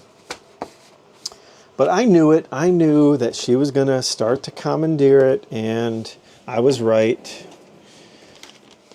But I used the cardstock for shipping stuff to customers. And I'm using it for like kind of retail packaging. If I ever get to that point, like where I'm actually selling it. Like I am going to be going door to door. I don't know how far I'll get though. I think a lot of people use wholesalers. I did go to one shop and ask the owner there, and she said to look at this Fair. It's called Fair, F-A-I-R-E. It's a wholesaler, third party. It's a wholesaler market where brick and mortar stores go to look for manufacturers like myself, business owners like myself who will have a MOQ to buy products and ship them to them. All right, got that in there. Yeah, my little laser printer. This thing is pretty nice. I will say. Oh yeah, did I change paper? Sure. I got to change the size. Modify. Paper type. I always do the medium, I think. Mid-weight. Yeah. Yeah, whatever. Probably adjust something like with the how the inkjet or whatever, the laser, not laser, but granules, right? It's granules that go print on those things. Probably adjust something on how the print gets printed on there. All right, let's see. Good thing I charged this thing because it's starting to get a little low, I probably should check my mic. I charged everything before the live stream, fortunately. All right, let's see here. Media quality. Gotta go to tray 2. This thing's weird. Like tray 1 is the manual feed, and then tray 2 is where the paper automatic feed is. And you gotta always pick tray 2 because Macs default to tray 1 for the auto. It's kind of weird. It was annoying when I first got the printer, but oh no, I don't want that. All right, so I've got the bathroom modules, and then I've got an everyday carry, which I'll show you guys these. Print. Some of this is probably redundant for the customers to see, but I don't care. Like, I'm just gonna put it in, you know, and if they like it, they like it. Maybe they stick it on their refrigerator ready for the next order. Come on. I'm so bad with trackpads. I can barely even double click it. But yeah, I'll do like a shipping video for Matthew there. Or for Pele, I think it was. All right, there we go. I got 3 things printed, okay. Let's see here. Because Pele says, because personally for the type of products I'm doing, I feel like the packaging is going to be a huge part for the brand. Yeah. Nice packaging, nice products. Yeah, no, dude, that's totally fair. I mean, I'll show you. I don't know how large your products are, but this was my little bathroom product. Okay, it's in a like a 5x5. I can show you the. I went to, here's the site it is. I don't know if you're going to do baggies or not, but clearbags.com, not sponsored by it. I just was looking for these little 5x5 clear bags with this, the Euro punch out hole. This is called the Euro punch. You've seen these in retail most likely. So I get this in there, and this one's like this is an older version, I think. Let me find this other version I've got. So I did a new thing where I made this little how to use it, how to install it, and this like little it's a cardstock warning choking hazard for small children.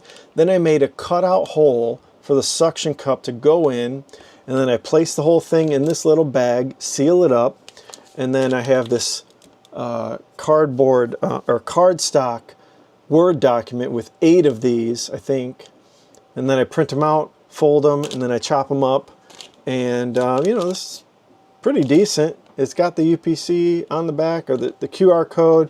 This one doesn't have a UPC because I don't know if I'm going to sell it, wasting a GS1. I've just got standard colors like pink and white and almond that I would sell in Amazon.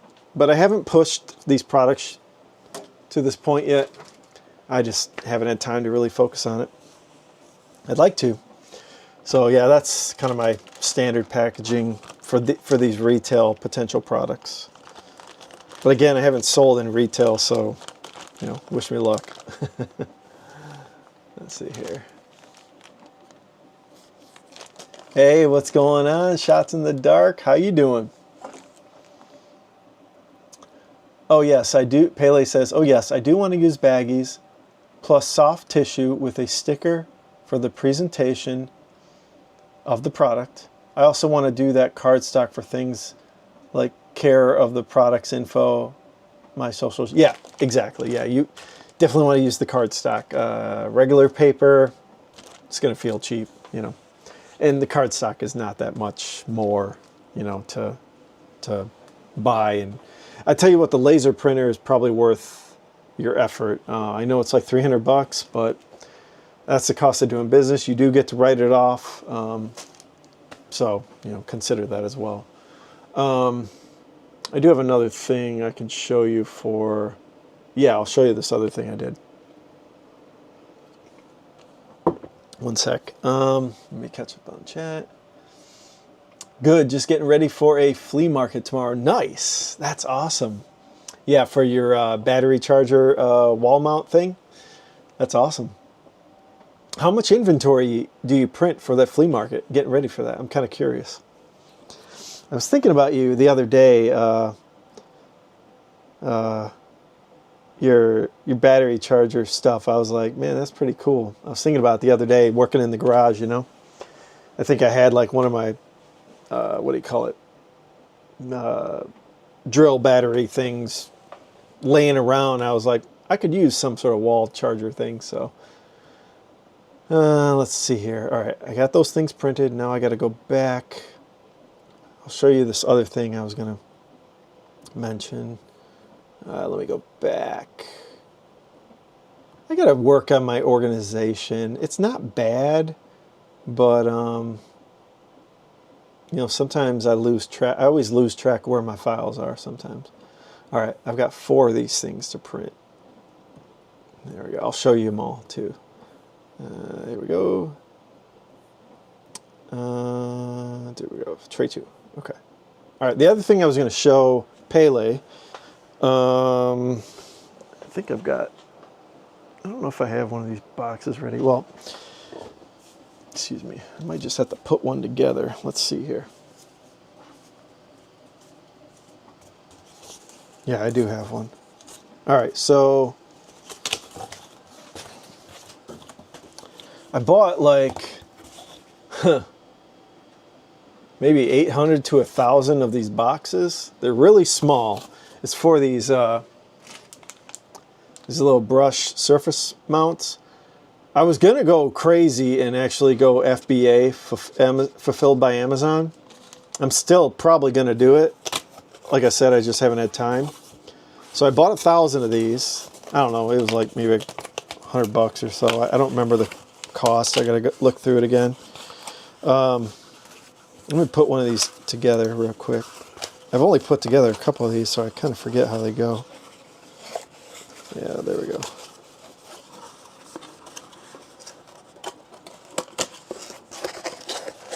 All right, so it's a little like 3 by no, I think it's like a 6 by 5 by 3. I could ship this box in shipping, but I could probably barely put a an actual UPS label on it. All right, so here's the box. Let me bend that. Okay, so little tiny box, you know, and this does fit in the box. Now, I don't know, I think Amazon has certain rules for certain baggies, but if this is sealed, let me see how this would go. I think I can put it in, yeah, I can put it in like this. Okay, so the first thing the person sees is this. So then I got the box like that, and then I bought like 1,000 or something. I think these are it, yeah. Bought 1,000 of these little, get one out, of these little circular clear sticker things, like it's sealed, you know? So I stick that on the front of this box, and I don't think Amazon would care what's inside because it's sealed with this. They would have to cut this seal to like look in here or whatever. I don't think they care as long as this is sealed, because you do have to have labels on any clear plastic bag, choking hazard type of stuff. They do make baggies that have all that writing on there, but not from this Clear Bags company. At least I didn't find one that I liked. So I don't know, I just have this like interesting strategy, and I don't really want to have, I don't think this would work really for Amazon FBA. It might work. I could put their little UPC, or what is it, not UPC, but they have barcodes for their stuff that you have to put on your product. But if I were to ship to Amazon FBA, these little boxes, I just fill a box of these. It'd be real easy to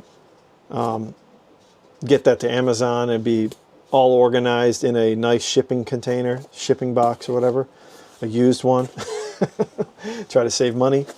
But yeah, I do have plans to get on FBA. It's just going to take time. I got to figure out the pricing. I'm realizing this thing can't be priced probably at where I have it. Maybe. I don't know. We'll see. I don't really know. I don't know what I'm doing, but I'm going to give it a shot. We'll see what happens. Now, whatever I ship to Amazon, I'm going to assume that it's all going to be a throwaway. If it doesn't sell, I'm not going to have them ship it back because they charge you a lot of money for that. They pretty much just kind of toss it, essentially. I think that's the cheapest route if nothing sells. But, you know, that's another story and another market like that I'll get into later. Let's see here. Okay. Shots in the Dark says, bring everything we print, Milwaukee, sporting good accessories, and automotive stuff. Bringing minimum of 3 of everything. Okay, great. If I get down to 1, I'll tell them I'll ship the parts for free. There you go. That's a good solution. Let's hear. Chris Bell says, I'm thinking about trying to get into farmers markets this summer as well. I did one last year and it was fun. The key is telling a story about your products. 100%. Yeah. People want a story. They want to talk to you. They want to interact. That's the point of being in person. It's kind of like trade shows. I've been to a lot of trade shows for my the company I work for, and a lot of it's just schmoozing. You know, you take them out to dinner, you talk with them on the floor, talk shop with them, and yeah, tell the story. That's what companies have to do, is tell the story. Like, hey, we started here, we did these improvements, we ended here, not ended, but you know, now we're here, and we have these plans for the future, right? Now that's awesome. I should consider doing one of these farmers market. I've got these presentation boards I made. I can just take those, put them in the back of my van, and go to one. I just need to find that time, and the wife has to approve, that kind of thing. You know, she likes my time. My time is pretty valuable to her, and you know, family time is important. So it's hard for me to do a local market. The e-commerce is much more convenient for me. Let's hear. Shots in the Dark says, Chris Bell, yes, this will be our second show. Our first one, we brought our A1 and had it printing. Yeah, really good conversation starter. That's awesome, man. That is the ultimate kind of flex for those shows, is you can bring the printer, you know.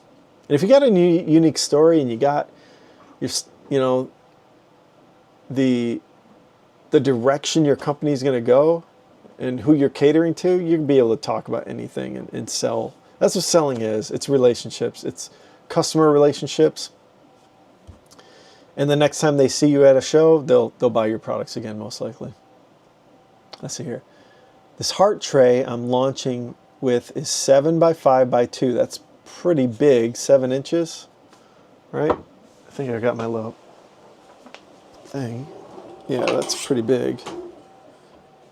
Oh yeah, you're at, let's see here.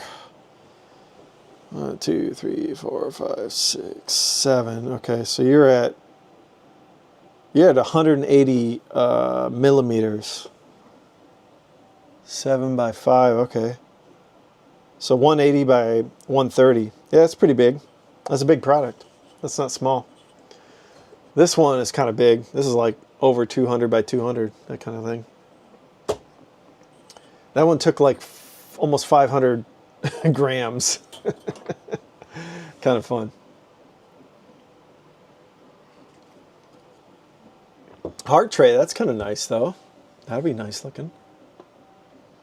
So I have a lot of room to have nice packaging. So I'm trying to get stickers and everything. I'm pretty excited to jump into this thing. Yeah, you know, here's the thing too, Pele, is take your time. Take your time. There is, the only expectations in this world are from you, okay? Enjoy the process. Take your time. The market, here's the thing. This is what a lot of people don't understand about business. The market will always be there tomorrow. It'll be there tomorrow, it'll be there the next day, and the next day, and the next day. I've just learned that from the stock market. A lot of people have FOMO, right? Fear of missing out. But the market's always there tomorrow. You might miss a move in a certain market, let's say AI stocks or healthcare stocks or smart mobile phone stocks. I'm just talking about the stock market. You might miss that wave, but there's always going to be another economic wave. There will always be another one. It's the same thing for markets. You might think you're missing something because maybe somebody else is selling something similar, like you said. But you have your journey. And the market's going to be there tomorrow. There will always be a buyer. We have billions of people on this planet. In the U.S. alone, we have what? I don't know if you're from the U.S., but, you know, markets are huge. Markets are huge. And the U.S. has what? I don't know. 330 million people. How many are on Etsy? Probably millions. And they're going to be there tomorrow. They're going to be searching. They're going to be searching. They're shopping. So take your time. Enjoy the process. The market will be here tomorrow. You don't have to rush anything. Be excited about it and launch it, you know. But don't sweat it if nothing happens on day 1, day 2, day 10, because the market will be there tomorrow. Eventually, you're going to get some traction. If you think you have a good quality product and you have a story to tell, a scene to show people, it'll sell. Just be confident. Yeah, shots in the dark. He knows what I'm talking about. 100%. Don't get down if you don't make sales, or if sales are slow. Tomorrow's a new day, maybe another sale. Exactly right. I was getting a little down this week. Like, I hadn't had a sale all week, and I got one today, so I was pretty happy about it. And that's the thing. I wasn't like stressing about it too much. I wasn't putting myself down for not getting a sale during the week. The market's there. It'll be there. It's going to do what it's going to do. The universe is going to do what it's going to do. You have no control. The only control you have is the quality and the effort you put in to your prints, and the effort you put into your story and the scene that you want your product to be in. That's all you can do. The rest is up to the universe, you know. I'm going to check on these prints, make sure everything's going good.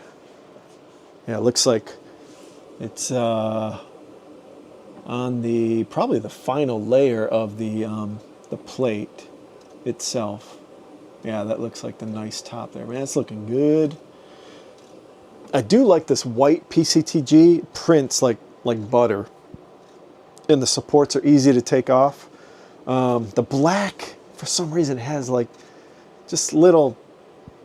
Sometimes it'll even have like these weird kind of flaws in the print here and there. I've had some trouble with the black here and there, but for the most part, been successful with it. Yeah, so let me grab these printouts that I'm going to put in this box that's going out tomorrow, this order. And then I also have my QR code for 15% off your next order. So I got that. And then what's up here? Oh, this was my little quick install with the little hole for the suction cup products. I just had a few extra.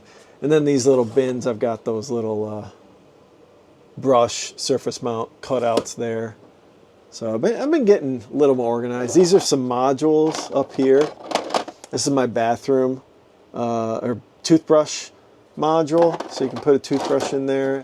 I got chapstick modules. This was for my daughter. She wanted this hot pink color. I'm not going to sell this. I'm only supporting 5 colors. If I support a 6, then I got to have the filament available and more money. So there's the bath. That's the lip balm module. Lip balm. And then let's see here. This is my, what do I call this? The tool rail for just screwdrivers and whatnot. And it does fit the nozzles, which is what I designed it for 3D printers. And let's see here, what do I got here? This is one of my newest products. This is my, I call this the key hook. So you can put your little car keys on here. Works great. I'm using it for myself up in my kitchen. My car keys go on it. So I got the 5 colors for that. Let's see here, what else? That's all I got in there. Yeah, I need to... Oh, I do have another cool module. I'll show you guys. I've been going crazy on the modules. I love the modules. They're my favorite part of my wall plate product. So let's see here. I don't need to show multiple colors. I don't really care about that. Let me go back over there. I'll show you kind of this design, I guess. Let me get a wall plate. That way I can demo this, I guess. All right. It's always show and tell at live streams, you know? That's just how it goes. You guys are like sitting on a speaker. I've got a little speaker here that I'm sitting this on. Well, I catch up with the chat real quick. Let's see here. All right. Pele says, the thing I have going for me is that I'm not relying on this since I have a full-time job. Yep. That I don't plan on leaving. Just a side hobby business that I'm excited about. Same here. Same here. I'm doing the exact same thing. I'm not quitting my day job for a 3D printing business. It's just a fun hobby business for me. And if it works out, great. You know, hey, I'll have a story to tell and a fun experience. And hey, someday maybe I'll leave my day job, but it's not in the plans for today. And I'm not in any rush. I love my job. I love the boss I work for. I'm very fortunate in life. Yeah, I don't need to leave my job. I'm good. The pay's really good. Let's put it that way. No, that's great, Pele. That's the way to do it, man, because I'm going to do a video on this. Is you want to have a clear, everything's got to be clear up here. When you don't have stress from private equity or a loan or a credit card, you can make cool, fun things like I'm doing because you're not stressed about it. You have a clear, in a sense, art form brain. You know, you need to have that vision, clear vision, no stress. And you just have fun with it. Think about your customers. That is what it's all about. Thinking about what your customers want. if all you're focused on is the money, you will lose focus about what your customers want. Hands down, every time. People do that too many times. And then that's why businesses fail all the time. Well, let's see here. We haven't had a sale in 2 weeks. Man, that's a bummer. But it'll happen, like you said. You know, maybe it's the seasonality too of the products you sell. It's hard to say. Yeah, I hate hearing that though, man. Sale in 2 weeks. That's rough. Now, are you doing advertisements? I can't remember. I don't want to use your first name because I think you sent me your name in an email. So just let me know if it's okay if you want me to use your name. But anyways, Pele says, oh, that's another great point. The others selling the same products have all bamboo colors available. I'm only doing maybe 6, so my brand will be more direct. Not sure if that'll hurt SEO, but we'll see. Oh, you mean like just offering every single color under the sun? I don't think that's a big deal, honestly. I think if you have a color palette that you're focusing on, people appreciate that. You know why? Because people struggle to make choices. If you offer the whole entire rainbow, people will struggle to make a choice sometimes. And then they won't even buy it in the first place. So having a theme is great. Like I have a couple themes with my products. I have the black and the red for the workshop. That's my theme there. I have the pink and the white for the bathroom kind of vibe for the ladies. And then white and beige for just kind of the, it's going to match your trim. So I have kind of 3 themes in a sense. Yeah, $5 a day on Etsy. Yeah, cool to use my first name. It was Brent, right? I think. Let me know if I'm wrong on that and I'll fix it. I think that's what it was. Man, $5 a day and you didn't get a sale in 2 weeks. Well, it took me a week too. I didn't get a sale all week until just now. So yeah, I sometimes wonder about Etsy. You know, what's that target demographic? Are we getting enough? Are our products really the right market for it? I think they are. Yeah, it's just tough. Business is tough, right? So yeah, no, I hear you, Brent. That's the hardest thing with figuring out that right market. There might be other markets that are better, you know. I don't know if it'd be something like Facebook or Instagram. I don't know. I'm not a big fan of those markets. Maybe eBay. Have you done eBay yet? Like did listings on eBay? I know there's a lot of gearheads and tool people into eBay, and you're in the tool ecosphere with battery mounted stuff. So I definitely look into eBay if you haven't done so. It's hard to focus on one market or another, you know, because you're going to put some money, you're going to put some effort into that market, and it's never easy to figure that out. Anyways, yeah, I'll show you this new module I've got. So, checking my battery here. I might need to plug in here. Yeah, I'm getting close. I'm getting a little close. Oh, I have a USB-C charger right here. And it's been charging my keyboard the whole time. Why don't I charge my camera? Is it charging? Should be. I can never tell. Yes, it is. It just took a little bit to take. All right, good. I got battery. Hopefully this mic lasts a little bit. Anyways, going back to what I was going to show you guys.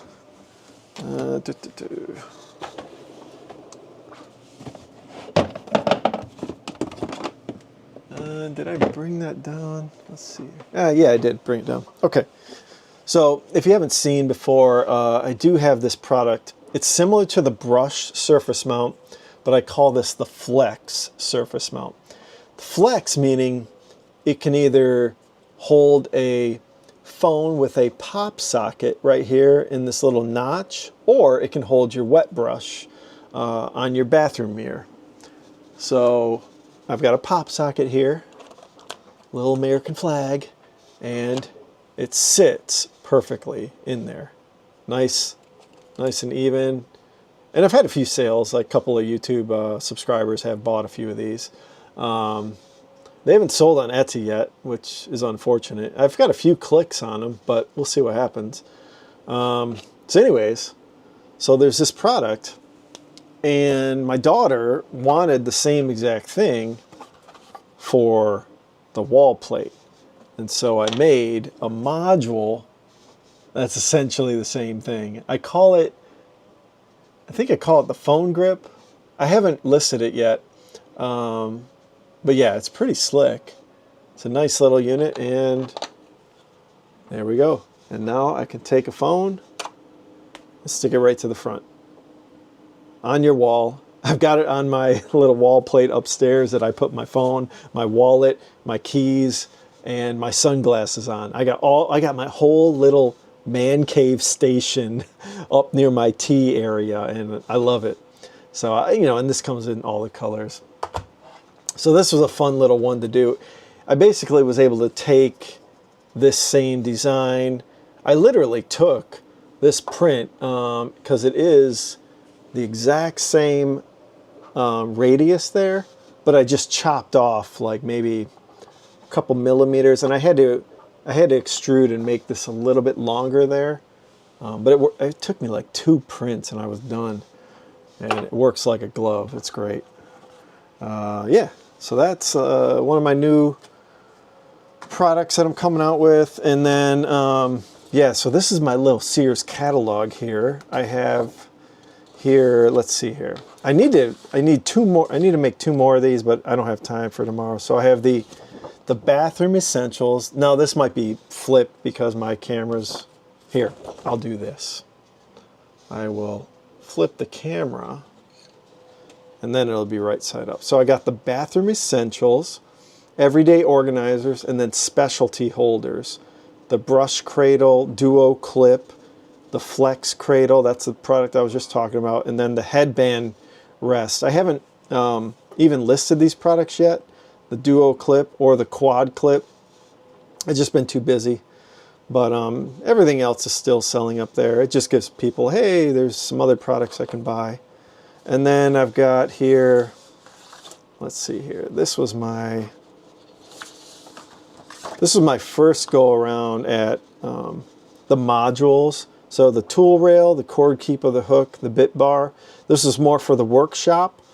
So this was my first, and I really wanted to show just compatibility on my website, what these modules were compatible for. And now I'm like, man, I'm just going to ship these with every shipping box. And then I made the bathroom modules. I did get this one listed, the brush stand, the balm dock. And then I figured the hook makes sense because you could do hair ties. The cozy cradle's not listed yet, but I'm getting there. And then I did the everyday carry modules. So this is stuff you carry every day, like your phone, your keys, the eyewear dock, and the cozy cradle. Again, I haven't listed these 2 things. I'll get to it. I haven't listed the pocket dock either. Just been too busy to take all the photos and all that stuff. Everything takes time, so.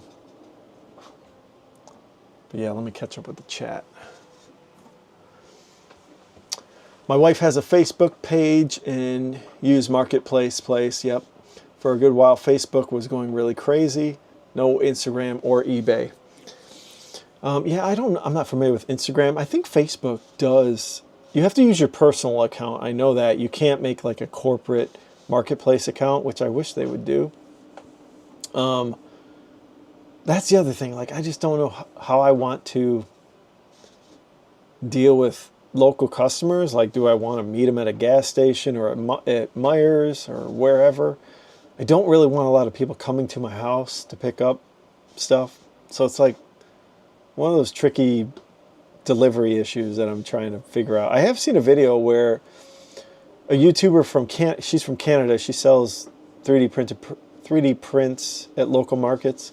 She has like a lockbox at her front door, and I think she just tells people to come to the lockbox or something like that. I don't know if I just want people coming to my house randomly. It's one of these things. But yeah, let me know how you do that, the whole Facebook thing, when you were getting hot. Were you just meeting people at a parking lot? Just Ken J, honestly, better than a dedicated device, in my opinion. Great idea. Yeah, you mean the module? The phone dock? Yeah, or pocket dock, I'm calling it. I love the variety of... Oh, Fire, Dr. Ninja Turtle, how you doing, man? I love the variety of products. Thanks, I appreciate that.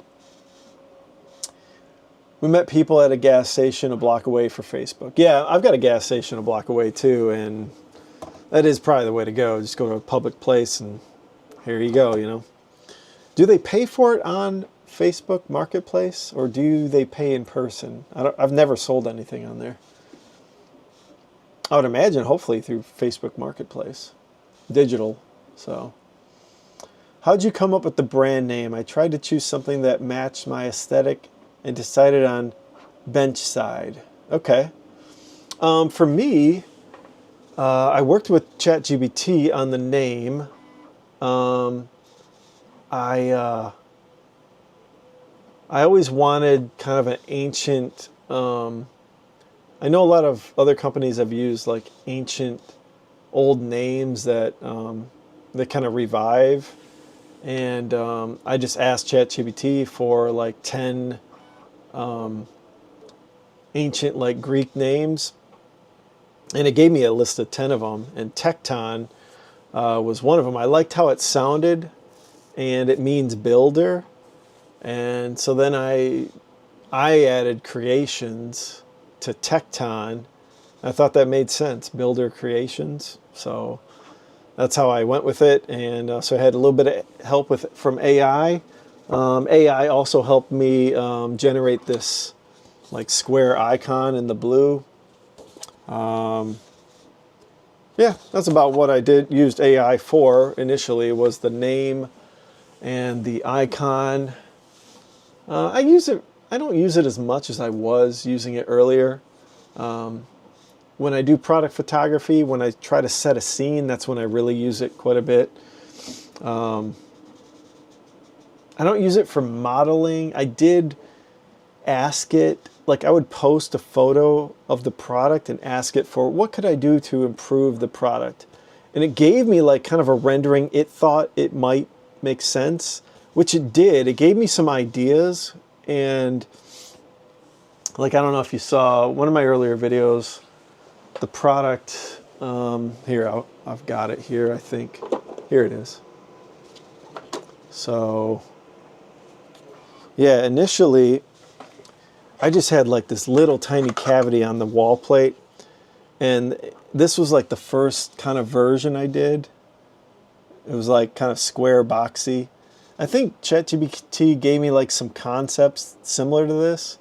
But then I posted this photo up to it, and I asked it what could I improve on it, and it gave me like a photo like similar to this that had like these chamfered edges and kind of a, you know, a angled switch here, you know, so it wasn't square and boxy. And then I've just constantly been improving this over time. I haven't gone back to it since and asked it, you know, what else could I do? I didn't ask it for this module idea. This was just my own idea. I was thinking, I thought of that from a pricing perspective because I kind of thought that these plates were a little too expensive and I needed just something that I could make a little more money on as an add-on. And that's how I came up with this idea for these little modules. It was more of a pricing thing. No, I ask AI, okay, what are some module names I could use? You know, it helps me come up with names for these products because you want to have names that are kind of not so obvious, if that makes sense. You know, like I could call it key holder, right? But, well, maybe that's not a good one. I don't know. Like eyewear dock, I think that's a cool name. Pocket dock, cozy cradle. I don't think I would have thought of those things. I would have just I would have came up with an engineering name for those products. That's just how my brain is wired, is engineering. But I know that that doesn't sell. Engineering names don't sell. You got to have, you know, fancy branded names that people are interested in, I guess. But I like Benchside. It feels, I like Benchside, but it feels workshop to me. That's what it sounds like from my perspective, just giving you my first impression. Benchside. It's cool. Does that scream office? That's my question, Benchside. I think it has a good ring to it. I think people just need to become familiar with that name. If they like your product, they'll say, "Oh, I get that stuff from Benchside. It's all good." You know, that's kind of like, you got to get that vibe going with your customers, and I think you'll get there if you have a great product and a good theme. And again, tell the story and put that brand name everywhere. You know, I got this from Benchside. I got 10% off from Benchside. It's et cetera, et cetera. You know, you got to keep doing that. You got to be proud of your name. You got to be bullish on your name. Have conviction in your name, you know? So that's my advice to you. Everyone's going to have criticism. You know, I'll have my thoughts. Someone else will have their thoughts. And you just got to take that criticism and understand what you're doing. You know, you're doing what you think is right. You like the name, you go with it, you know? Because everyone's going to have a different interpretation. People probably buy from my products. They're like, what is Tecton Creations? I don't get it, you know? So it's hard to say. It's really hard. Names are very difficult in business. So, pay in person or Venmo. Okay. Brent for local Facebook Marketplace. Yep. I think Venmo would be the way to go because if you secure that first, then you meet up with them. That's the best way to go. Cool brand name. Yeah, thanks. How did your trip go? Which trip are we talking about here? I'm not sure. I'm trying to think. Did I take a trip recently? I don't know. Last trip I took, where did I go? I'm trying to remember. Let me know. Did you get any sales when you took some of your products with you? Oh, are you talking about like that spring break trip? No, I did not get any sales that week. I brought a bunch of inventory to Great Wolf Lodge. I had like a couple bins worth, but no, I did not get any orders that week.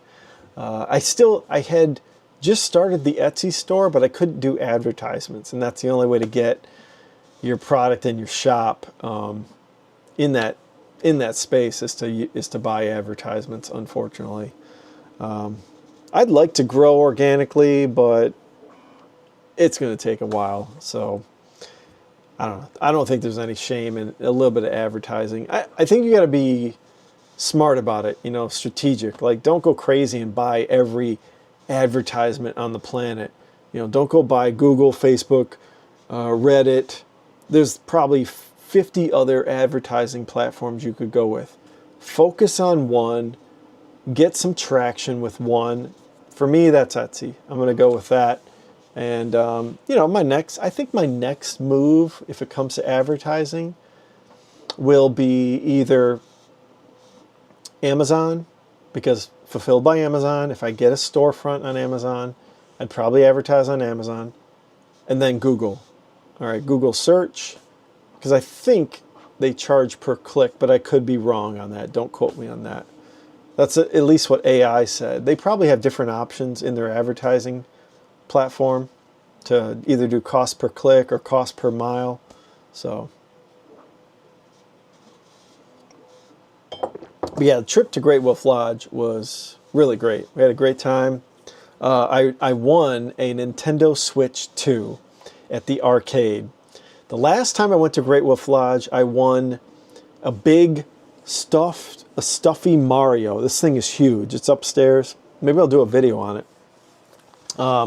It was like this carnival game where the Mario's hanging by a string, and this little razor blade cutter comes through, and you hit the button, and it stops right at the string and cuts it, and then Mario comes down, you pull him out. It was it happened the first time I tried it. And Great Wolf Lodge, it's in Gurnee, Illinois. We go to that one. We also go to the Traverse City one, and we've been to the Sandusky one, Sandusky, Ohio. But the Gurnee one we like because it's got rock climbing and the mini putt-putt golf course inside. So that one's a lot of fun. And they have a ropes course. So my kids did the rope course and the rock climbing. I even climbed to the top. I've got photos to prove it. I've got this 46-year-old decent body still working. And anyways, coming back to the Nintendo stuff. So last year I won the Mario. This year, it was one of these carnival games where this little wand, it's like kind of on a clock. It like rotates around for 60 seconds, I think. And it's got a star at the end. And when you hit the button or you release the button, the star goes into like whatever, a hole that the star barely fits through. It's like maybe a millimeter of clearance you have. So I tried it on day one with my kids, and I came really close to winning the Nintendo Switch 2. I only tried it twice because it took like a lot of tokens or whatever. Credits, I think they call them. And so I stopped. I said, you know, I don't want to use up. It was for my kids. My kids had all these credits. I bought them. I'm like, well, maybe I'll try tomorrow. So we came back down there the next day. The Switch 2 was still in that machine. And my son was like, Dad, let's try it one more time. He didn't want to use up his credits.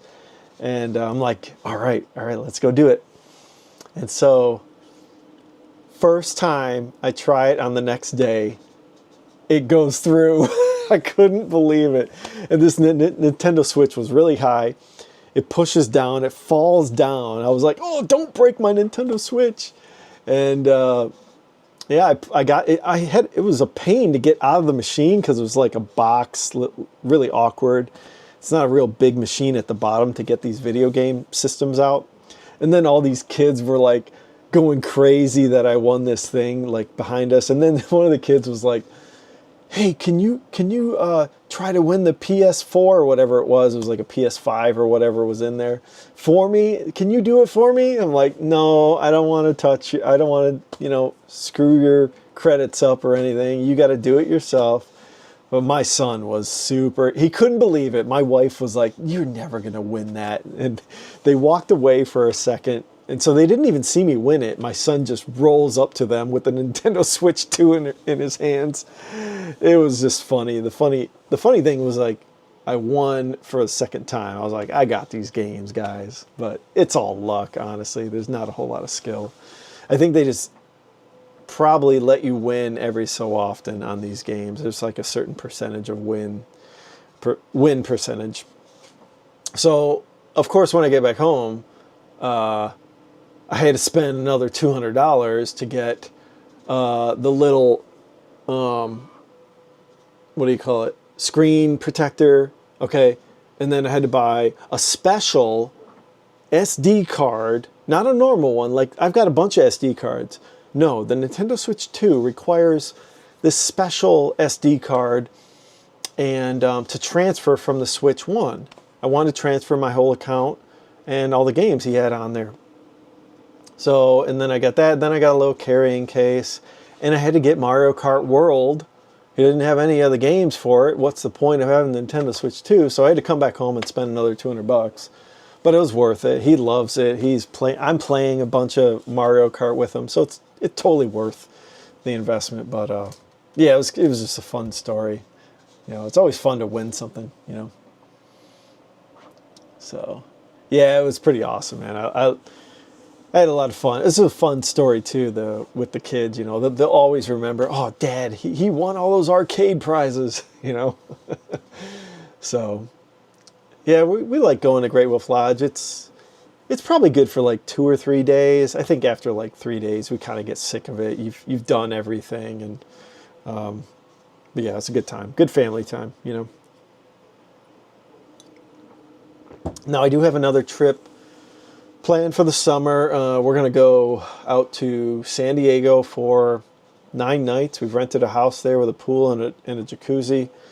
And then, we'll do probably Legoland for a day and do, there's like a aircraft carrier museum, the zoo. We do want to have some rest and relaxation time, so we'll probably not do something every day. I'd like to do this Torrey Pines, like state park there. It's on the beach, on the ocean. It's got like cliffs and stuff, little mini mountains. I want to show my kids that. So yeah, we're looking forward to it. It'll be a fun summer vacation. So, what age are my kids? They are 8 and 11, and my daughter will be 12 in 2 months. So the time flies by.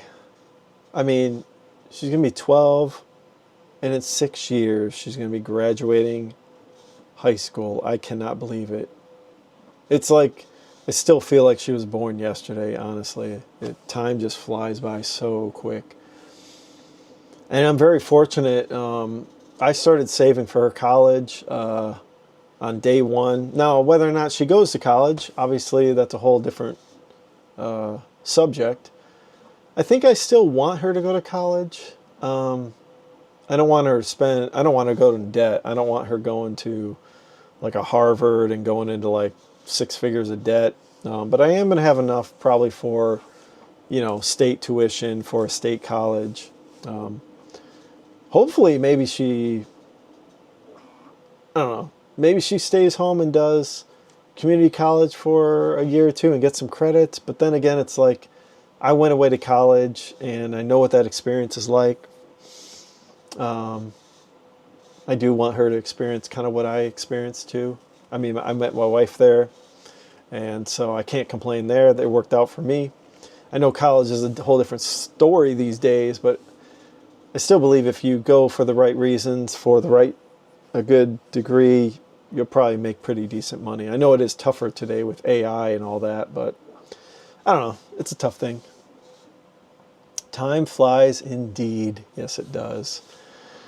So, yeah, but I have time. I've still got a good, 6 summers left with my daughter. We're going to make the most of it this summer. And, maybe take one good summer trip each summer. I got 6 summers left. You can't take the money you make with you when you die. You got to spend it sometimes. And, I know I'm kind of a stickler when it comes to building wealth and saving your money, but every now and then I do have to just say, it's time to spend some money and go on a nice trip with the family. Because like you said, time flies so quickly. So, we're working for it, or we're looking forward to it. Is your wife a subject-specific teacher? She does like to focus in on reading and writing and social studies. She's not a big fan of the math and science, so she does like to focus on that. And the 5th grade teachers, they do a split program where one teacher does reading, writing, and social studies, and the other typically does math and science. So she lets the other teacher do the math and science. But she has to kind of double up the work for the other classroom. So in a sense, she kind of has like 50 kids for the subjects, but then only 25 for the broader for the general classroom. That she has to take care of those 25 in particular, make sure they go to lunch, make sure they go to specials, but she still has to deal with like 50 kids, and she might be working on stuff right now. This is her go time is May. She's exhausted. I don't know. She's probably sleeping, but I try to stay up with her like till midnight, usually every night this time of year. But I struggle some days staying up that late. But she's got like 2 stacks of paper left, and she's done. She's got all her report cards all entered into the electronic system they use. this is just a rough time of year for her. The end of the year, she's got 4 days left, so I'm ready for it. I'm ready for the kids and my wife to be on kind of just a chill schedule. We've just been going and going and going and going. I'm sure you guys understand.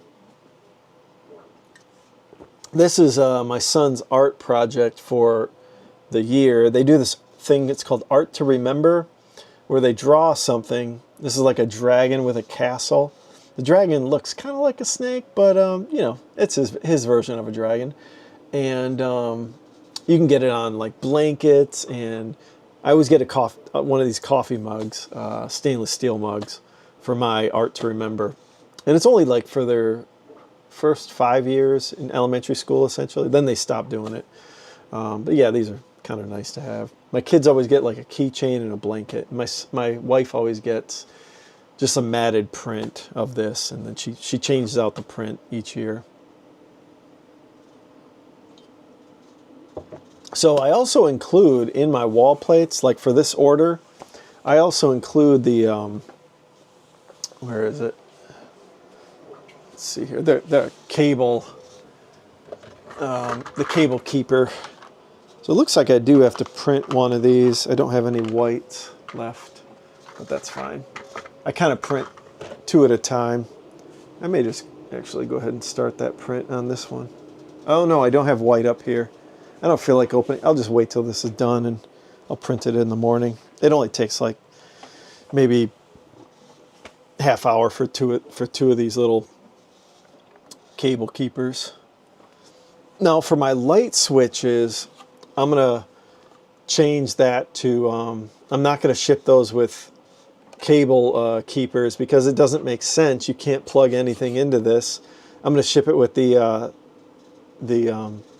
what am I calling it? The key hook.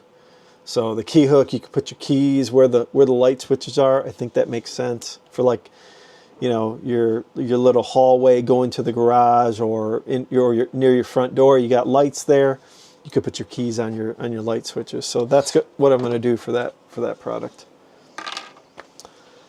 Yeah, and then like I said, I'm doing a video on memberships. If you guys are interested, I'm going to start them in June, and I'm going to just have this as a digital download, the STL and 3MF files in a zip file.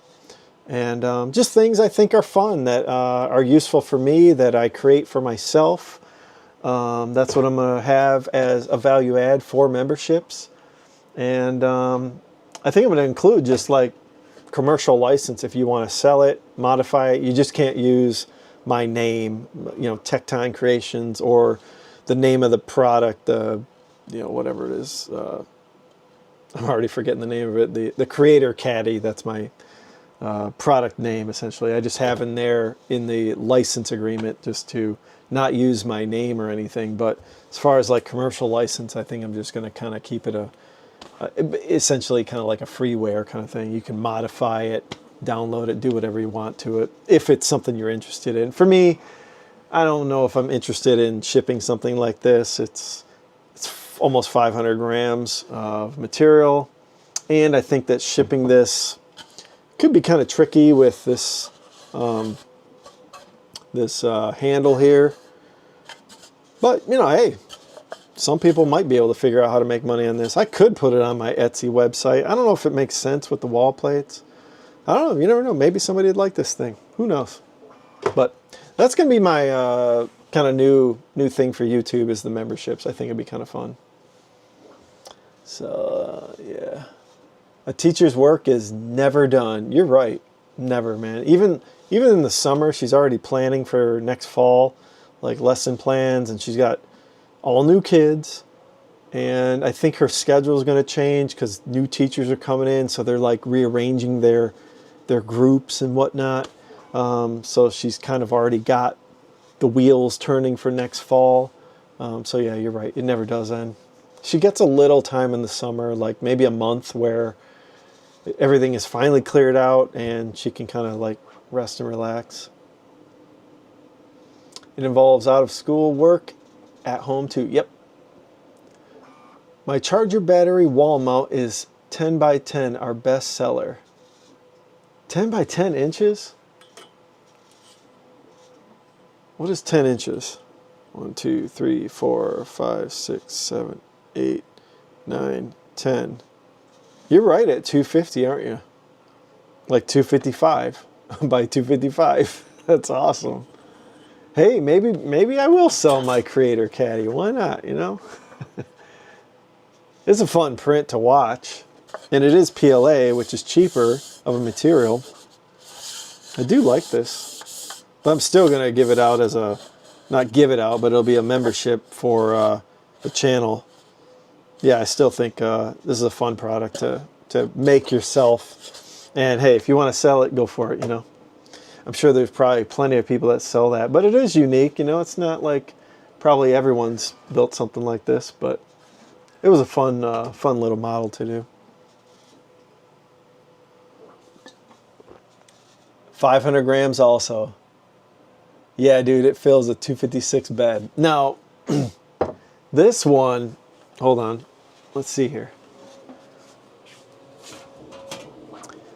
This one is at 80%. The STL, the design I made was for the full plate. So this is only taking up, yeah, it is 80% of this plate, as you can see.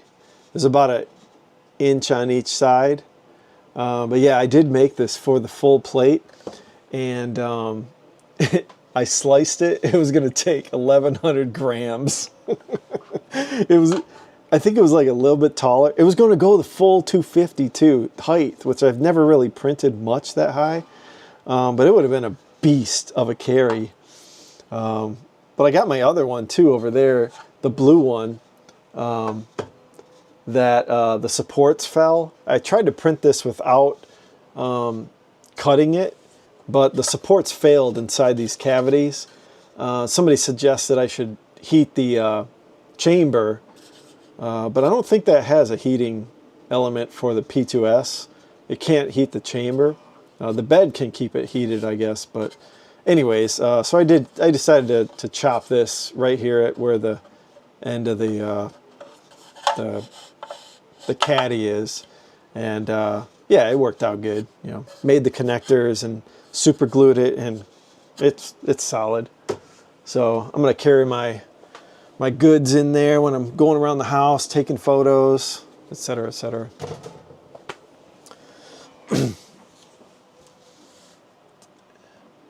If you ever open up a P.O. box or something, I'll send you something when I finally design something myself. Yeah, for sure. I was thinking about a P.O. box. I've had one before. They've gotten kind of expensive with U.S. Postal Service. Like they used to be like $25 or something for a quarter, and now they went up to like $35, $40, at least at my post office. But I don't know. I'll think about it. If I can get enough sales, I'll do a post office. Yeah, 1,000 grams. No thanks, man. I don't need to print a whole reel for my Creator Caddy. But hey, more power to you. You know, if you like big prints, that's the way to go. You know. But at the end of the day, you know, like if you were buying filament in volume, you know, if you can get PLA for $10 or $12 a reel, that's not too bad. I would definitely do this Creator Caddy for like $12, no problem. But I don't buy it like in volume. I'm just buying 2 reels at a time, especially that PCTG at $30 a kilogram. And they don't offer any big discounts at 3D Fuel, this company. Again, I'm not sponsored by these guys. They just sent me a t-shirt. I bought like $300 worth of filament. What was I going to say?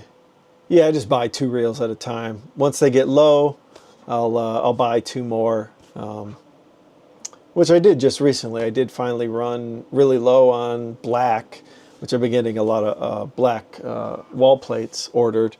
So I ran out of that, so I did order some more filament for that.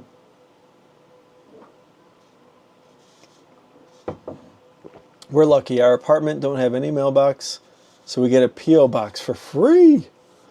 That's cool. I mean, you're probably paying for it through the apartment fees or rent. But no, that's really cool though. Yeah, it's interesting because you have an address there, but it's a P.O. box, right? The address is not a P.O. box. I would assume there's a street that your actual apartment is on. Interesting. Yeah, even my, there's a part of my neighborhood that's a new extension. Like they're building more houses there. And no one has mailboxes. They just have a centralized mailbox place, which I think is kind of nice. Yeah, it's a pain. Yeah, that is interesting. You do have to, I assume if you get Amazon packages, you got to either walk to the location or drive to the location, you know, stop there or whatever on your way.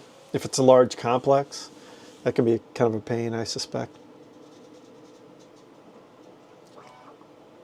Because they don't come to your door, do they, if you have a P.O. box? Pele says, going to order a new batch of filament. I need to make a swatch of all my colors available to have my own photo of my colors for my products. Yeah, you definitely do. I've got every color in PCTG that I sell, and I print a version of pretty much every color. I got 5 of these. I have 5 of these. I'm going to print 5 of these triple gang wall plates, 1 of each color. And then I go to my photo box and I print I take photos of the angles I want to use in a scene using ChatGPT. And I do print some realistic photos in my house. I do both. Okay, I do a house look that looks really natural. The ChatGPT looks more like a marketing company did it. In Etsy, I feel like there's probably 2 camps, like people who like to see a realistic photo, and then people who like kind of the marketing vibe, like the story or the scene that might make sense to them. You know, there's probably both types of people. So I say do both. Do an AI generated scene and do a realistic photo that's, you know, if you're doing desk things, clean your desk up, get your desk products arranged on your desk, or go buy a desk that makes sense to make that scene, kind of like a mini production studio if you have to, you know. I mean, I'm sure you could probably buy a small, cheap IKEA desk that's modern and use that as your props. It's a prop, right? Use it as a prop. Lay out your parts on that prop. Take the photos. Get great lighting, you know, and just keep working it. You got to keep working it. I'm finding myself spending more time on the photography end of things than anything else. That's why it takes me forever to get these listings up, because I want the photos to be really good, or else it's almost a waste to have a listing with bad photos. You know, you're not doing yourself a favor if you're not putting your best imagery forward. Let's put it that way. Yeah, yeah, I walk. It's 2 blocks away. That's a bummer, dude. Hopefully you're in a warmer climate. I'm going to use matte PLA. I figured I'd print a swatch instead of printing a whole product of 1 color. But how many? You have 6 colors? I don't know, man. I don't know. What are your competitors doing? Are they only printing the swatches? I think you need all the colors. That's just my vibe. I know it's going to cost you a little bit more, but can you make a great scene? Maybe not with all the colors, but like a combination. Like, do you have 2 colors that go together, and then another 2 colors that go together, and then another 2? You have 3 different scenes or 3 different stories, kind of, with different maybe color combinations. I don't know. I don't know your business. I don't know how many colors you have, but it seems like they're all kind of in the general facility, brown, tan, like a green. I'd want to see both of those colors in combination with each other. Just saying. You might need to print all those versions. And I don't know, I can show you. Let me go to my Etsy. Here, let me go to one of the product listings. Let me go to the store here. Dashboard. I finally crossed 10 sales. Woohoo! All right, let me go to this listing. What was I going to show you? Oh, yeah, the picker. I named these images too with a / picker on the end. Let me go here. Let me find it. Give me a second. Here, let me zoom in real quick. Then I can. There we go. All right, so let's see here. All right, there we go. So that's my, this is a real photo, okay? Like that's the wall plate. I mounted that in my light box in a little tiny mounting thing, which maybe you've seen on some of my videos. This is my wife's like gel moisturizer, and then something from the Honest company, which I have a couple shares in too, which they really suck. Then some other company she buys stuff. So this is a real photo, but there's an alpha channel, and I simply told AI, hey, give me a feminine bathroom theme for this, and mount this product to the wall, and it did a great job. I mean, I don't know, I just love it. So, but anyways, you know, these are real photos too. Okay, and I have a little badge here for the color. And again, I mean, these look realistic because they are real. They're not a swatch. Some people are going to want to see the real color of the product. So, I don't know, just food for thought. Let me see what else with the listing that I like. So I've got the black version as well, since people like black wall plates. I have a what's included, so I don't know if you have accessories. That's pretty important too. Let your customers know what to expect. For this one, it's a duo, so there's like 2 sides to the shelf, you know, it's evenly centered. So I'm offering 2 key hooks to go with it. So that's another thing to consider. Like maybe there's like tiny accessories you could, you know, sweeten the deal to close that sale, right? And then the mounting screws, that kind of is obvious. Then I have here, there we go. That's a real photo. That's really my tea area. And those are my sunglasses, my keys, my wallet. And that's my fake prop phone, which used to be my phone. It's right here. I needed my regular cell phone to take the photo. So that's the real photo. Then this was just another photo I took. Or no, this was like the AI, like, oh, hey, here's all the you know, the phrases and the story and the features. Perfect for skincare, cosmetics, moisturizers, blah, blah, blah, right? This was tools up, workflow down. This is a real photo too. Like this is my, I think, Cozy Keeper or whatever it's called. Cozy Cradle, sorry. I got too many names. This is my bit bar, my keys, a flashlight, and that's why I use that Creator Caddy, so because I'm always carrying this stuff around to take photos. This was a real photo too, but I had AI build in all these arrows and stuff in the background. And then, you know, you've seen these, so. And then again, just the real photos. So, yeah, hopefully that gives you some ideas.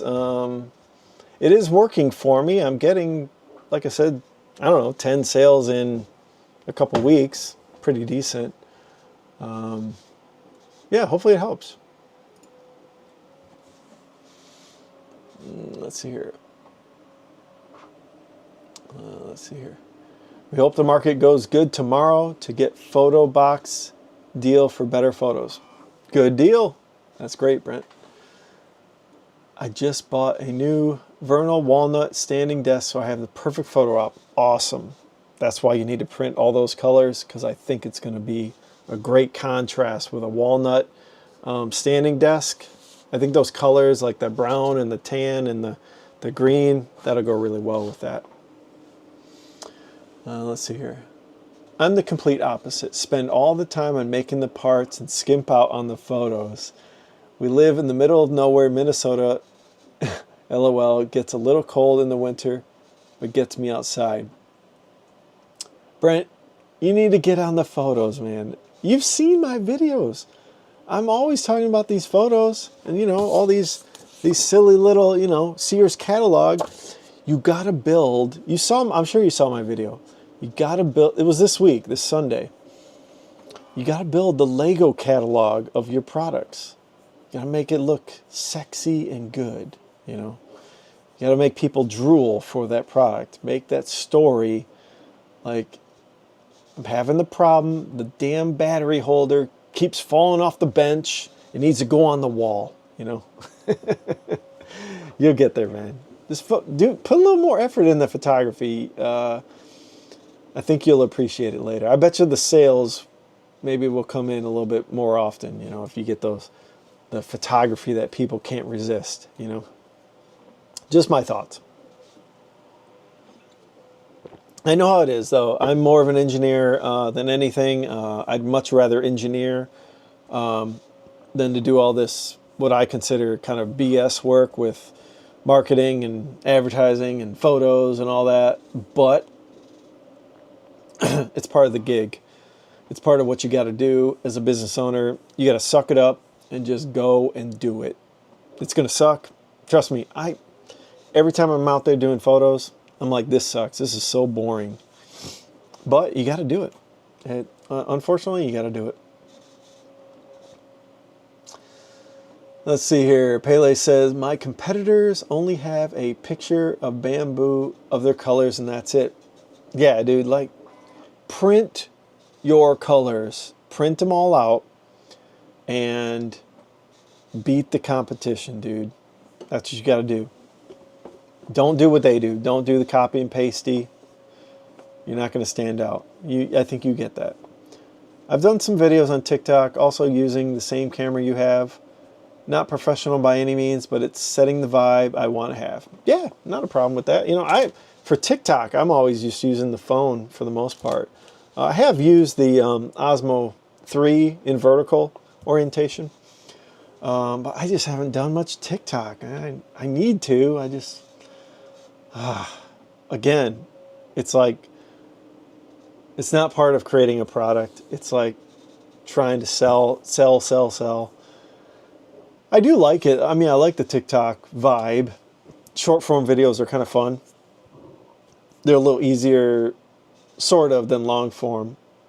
You do have to kind of be a little more creative with the short form, I feel, versus long form. But yeah, I need to hone in on my TikTok skills. Excuse me. It's late. It's been a long week. Let's see here. I need that thing. What thing? This thing right here? Or the wall plates? Let me know.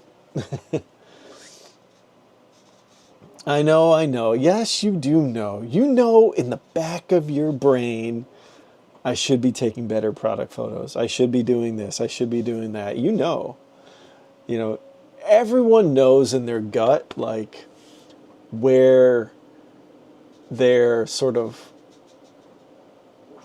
I guess, not flaws, but just like, what's the word I'm looking for? Where they're maybe not limitations. I don't know what the word I'm looking for is, but everyone knows where they need improvement, right? That's what I'm trying to figure out is, I know I need to improve in the marketing space and in the photography space. That's why I'm focusing on it quite a bit. I'm learning like what strategies I can use without having to hire somebody to do photography and photo layouts and layers and scenes and all that.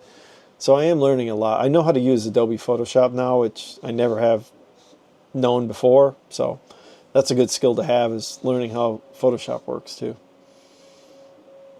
Hi, I'm from India, Mana Armour. All right, welcome to the channel, all the way from India. That's so cool. Have you seen my other videos, or are you new here? Seeing the live stream for the first time? Let me know. Room for improvement. Yeah, exactly. Brent, you know exactly what I'm saying. You know, we got to improve our skills all around as entrepreneurs. You got to wear all the hats. You can't just wear one hat. You can't just wear two. You got to wear like 50. That's the reality.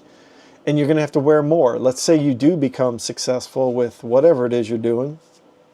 Could be 3D printing, could be anything. Your hat's going to change, because as you scale, if you become successful, it's going to be a different hat. It's going to be probably, oh, I better learn AI agents because I need this agent to do 50 things because I'm scaling too fast and I don't have time to do those 50 things, right? So it just keeps evolving. You know, it never ends, unfortunately. But that's the part that you got to kind of enjoy, you know? So let's see here. I'm new here.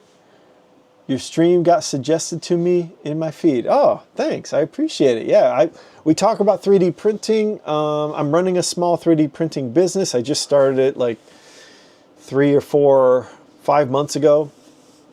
And I've had a few sales here and there. I sell these wall plate shelves, okay, in the United States. They're doing pretty decent. And I'm having a lot of fun with it. So, and we're just giving each other ideas, encouragement in running our 3D printing businesses. Over in India, do you guys do 3D printing, or, you know, do you do plastic injection? Let me know. Let's see here. Yeah, 100%, Dan. You've helped so much, and encumbered me to look into better photos and marketing. Encouraged, sorry, yeah. Encouraged. Into better photos and marketing. Yeah, I'm trying my best too. I am by no means an expert. I don't know what more I could improve. I mean, this could probably be improved. I mean, you know, I'm gonna go to ChatGPT now that I know I'm gonna do like a Sears catalog. I'm gonna talk to ChatGPT and say, hey, how could I turn all this stuff into more of a catalog? You know, the catalog looking vibe. I mean, this ain't bad. Don't get me wrong. It conveys the product. But for you, like, if you ship out a product, do you have more than, like, if you ship out one product, how many products do you have? Do you have 10 different SKUs? You need to have all 10 on a sheet, right? Like my bathroom thing, I've got 6 right here, right? I got to do one for all my wall plates. I got to do one for all my light switches now, and then I'll have all of them. So I got, let's see here. I got 4 pages, so I got 2 more to go, I think, and then I'll have all my products. So I'll have a 6-page catalog. I don't know what I could use to put them together. I don't know if I should staple them or just, I leave them loose. I just leave them loose in the packaging. I don't know if staples would be kind of, Maybe I'll get into binding, right? Bind these things. Make people keep the book, guys. Have them keep your book and have them put it in their little bookshelf or in their little drawer, you know. Just have them keep it. That's the key. They won't throw it away, right? That's what the hope is that they get this and they don't throw it away. They feel bad throwing it away. It's like nice cardstock. It's color printed. I'm going to keep this catalog. I mean, like, it's like the Uline catalog. I don't know if you guys get Uline. I mean, I throw the Uline catalog away because they send me one like every single month. I don't know if I have one. I do somewhere though, but like that thing is like this thick, color printed, but they ship them out. They mail them out every single month. So that's another thing too I'm thinking about is like I think it's called mail marketing or whatever. Like actually just doing mail, like local mail. That could be a way to maybe sell some products locally, versus Facebook Marketplace. Let's see here. Which printer do you have in the background? Is it a P1S or a P2S? It is two P2Ss. I'll show you it. I'm running out of battery. I'm at 15%, but I got enough to get us through. Ooh, device overheated, unable to charge. Oh, yeah, we're going crazy here.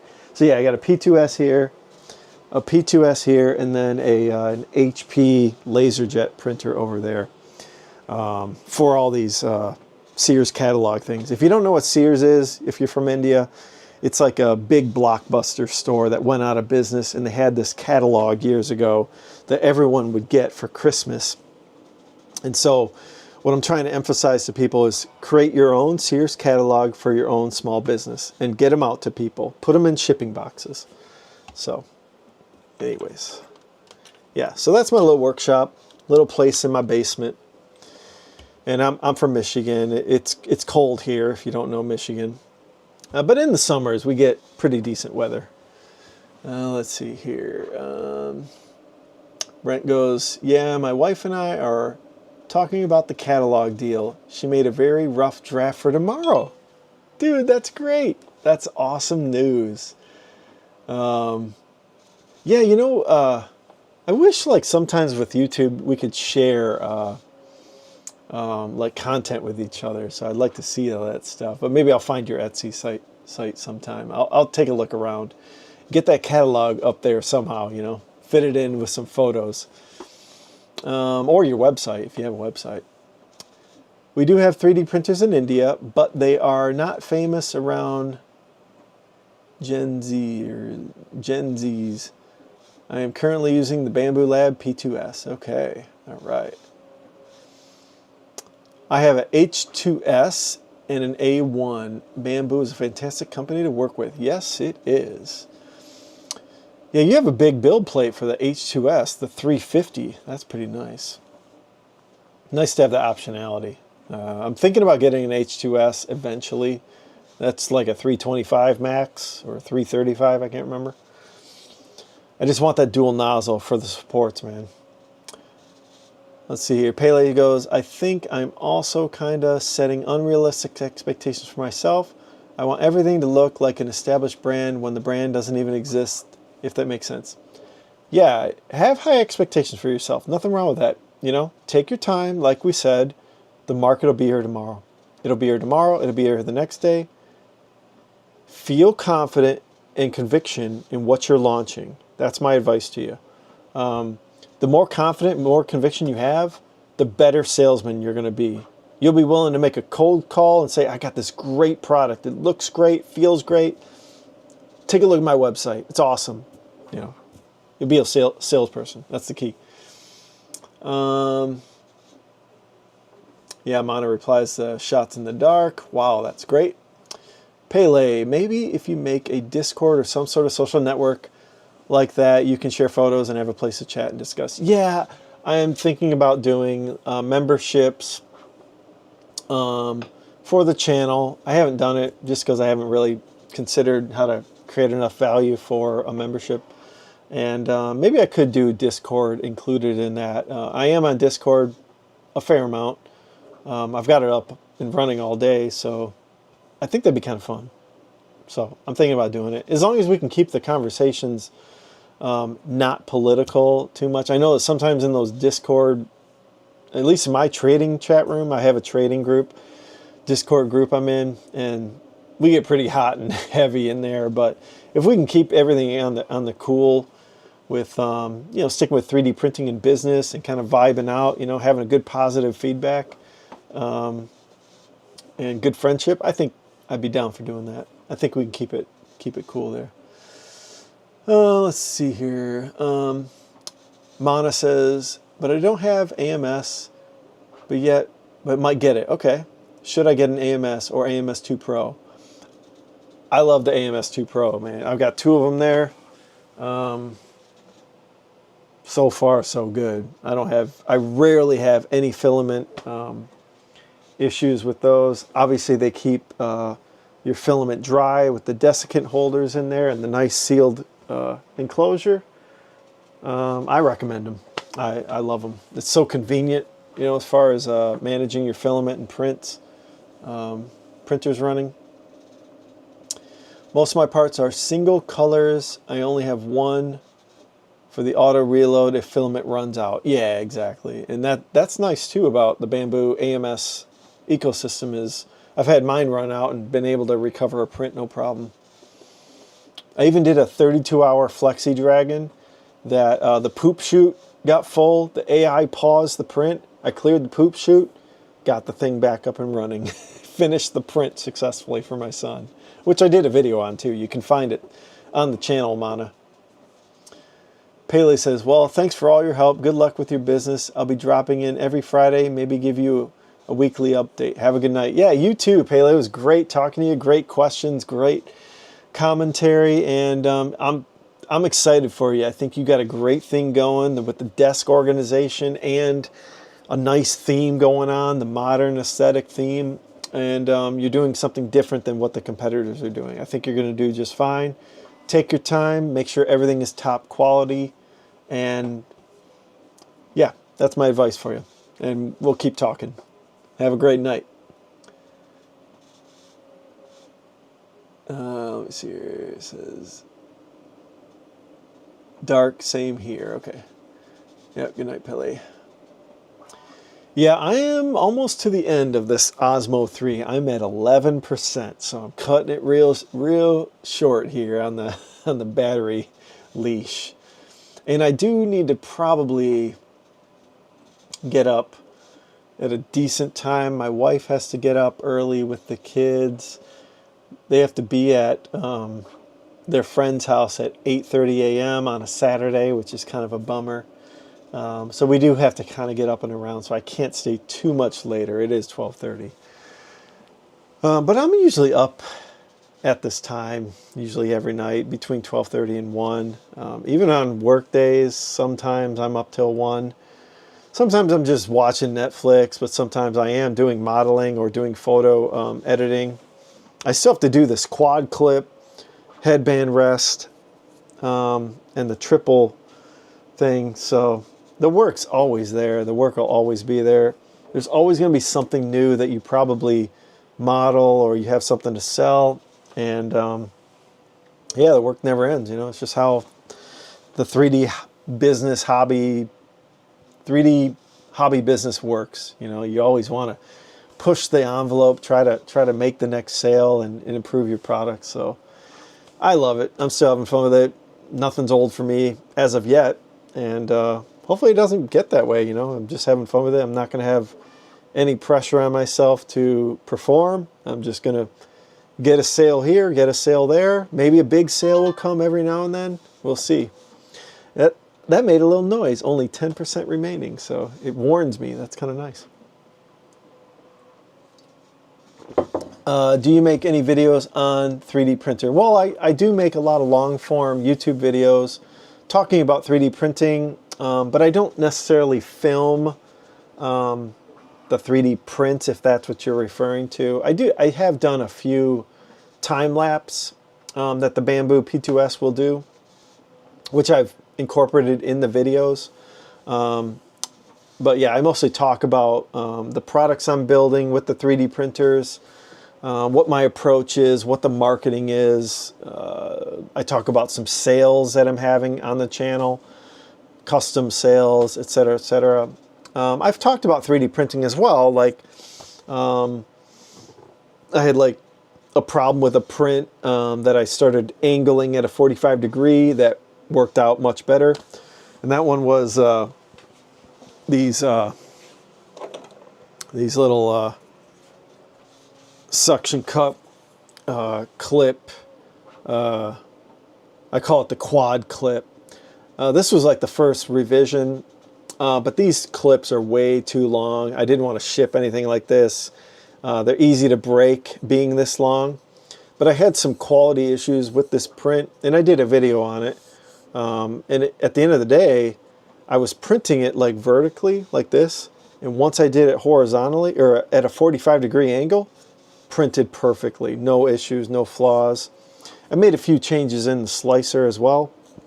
But yeah, I talk about printing improvements that I'm realizing I need to do myself, because I make mistakes all the time. I'm new to 3D printing. I've only been doing it for maybe 4 or 5 months. So yeah, it's all a learning process, and I learn from the community as well. I get a lot of good advice from my viewers. So feel free to hang out on the channel, watch some of the videos, be part of the community, man. It'd be great. Yeah, the quad clip, that's what that is. It's for taking a hair clip and clipping it to it, and so it suction cups to a mirror. So, yeah, the website's called tectoncreations.com. You can check it out. There, I'll just put it in the chat.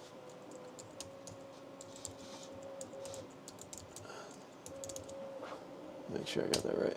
There we go. So, yeah, I don't really have a 3D printing channel name. I started the channel talking about like finance, stock market, career advice, and family advice. That was kind of my theme.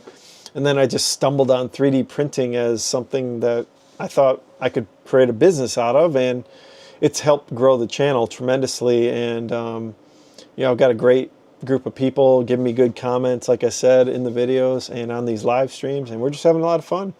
You know, I try to give good advice to help other people trying to build their dreams of 3D printing, and hopefully someday build a print farm. That's probably the goal of most people here. If they're, you know, looking to grow a business, they want to get to a print farm perspective. But some people are here just for hobby business and for fun. A lot of people love 3D printing, and that's part of it too.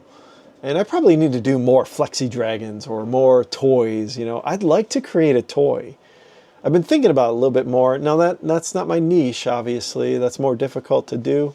But I think a couple toys would be kind of fun. And I'm sure I could get some good feedback from my kids. So, something I'm thinking about and considering. So we'll see. It seems your camera's about to die. What's your next? When's your next stream? I'm gonna do streams every Friday at 9:30 Eastern Standard Time. I don't know what time that is, India time. It's probably like a 12-hour difference around there, maybe 12 or 13 hours. I don't know.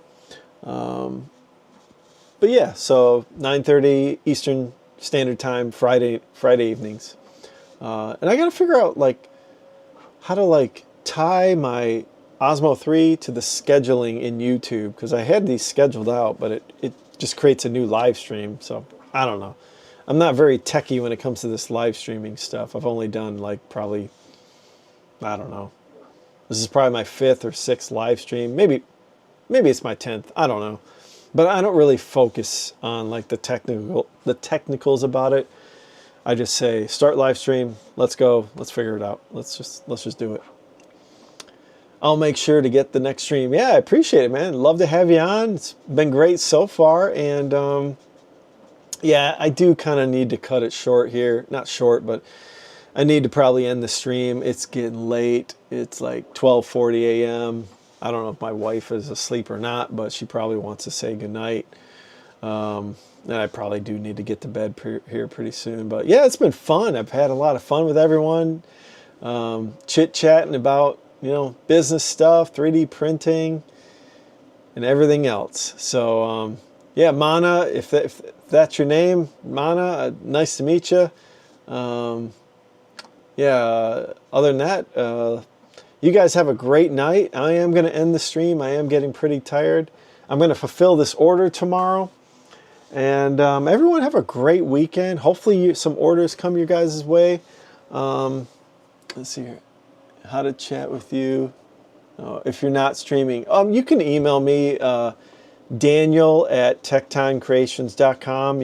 You can go through the website and send an email if you want to converse, you know, ask me questions or whatever. I'm usually pretty prompt to answering questions via email. So yeah, you have a great night too, Brent. Great stream, Dan. Have a great weekend. You too, SBC. Your name's Johnny. Okay, all right. Nice to meet you, Johnny. Appreciate it, man. Bromo, how you doing, man? Did you just step in, or were you on the whole time just kind of listening in? Good stream. Thanks. I appreciate it, man. Hopefully you were here for a little bit for some of the fun and some of the talking points and show and tell. I had a good time, and I'll try to do these every Friday, you know. I've been listening the whole time. Oh, thanks, man. I appreciate it. Working and listening the whole thing. Oh, great. That's awesome. Yeah, it's the great thing about YouTube, especially YouTube Premium. If you can just listen in and, have the phone in your pocket. That's what I do usually the whole time. Keep going, keep selling, keep streaming. Yeah, I will, man, for sure. Well, you can have a great weekend as well. And yeah, we'll catch you on the next one, next Friday. And everyone have a great week. And hey, great start to the summer. Summer's here. It's time to enjoy. So my extruder's rubber is getting worn out daily. Oh no, that's not good. You got to get that fixed. A little bit of maintenance, right? So, all right, man. You guys have a great night, and I'm gonna end the stream. So I gotta get my phone to do that. You guys have a good one. Okay. See you guys.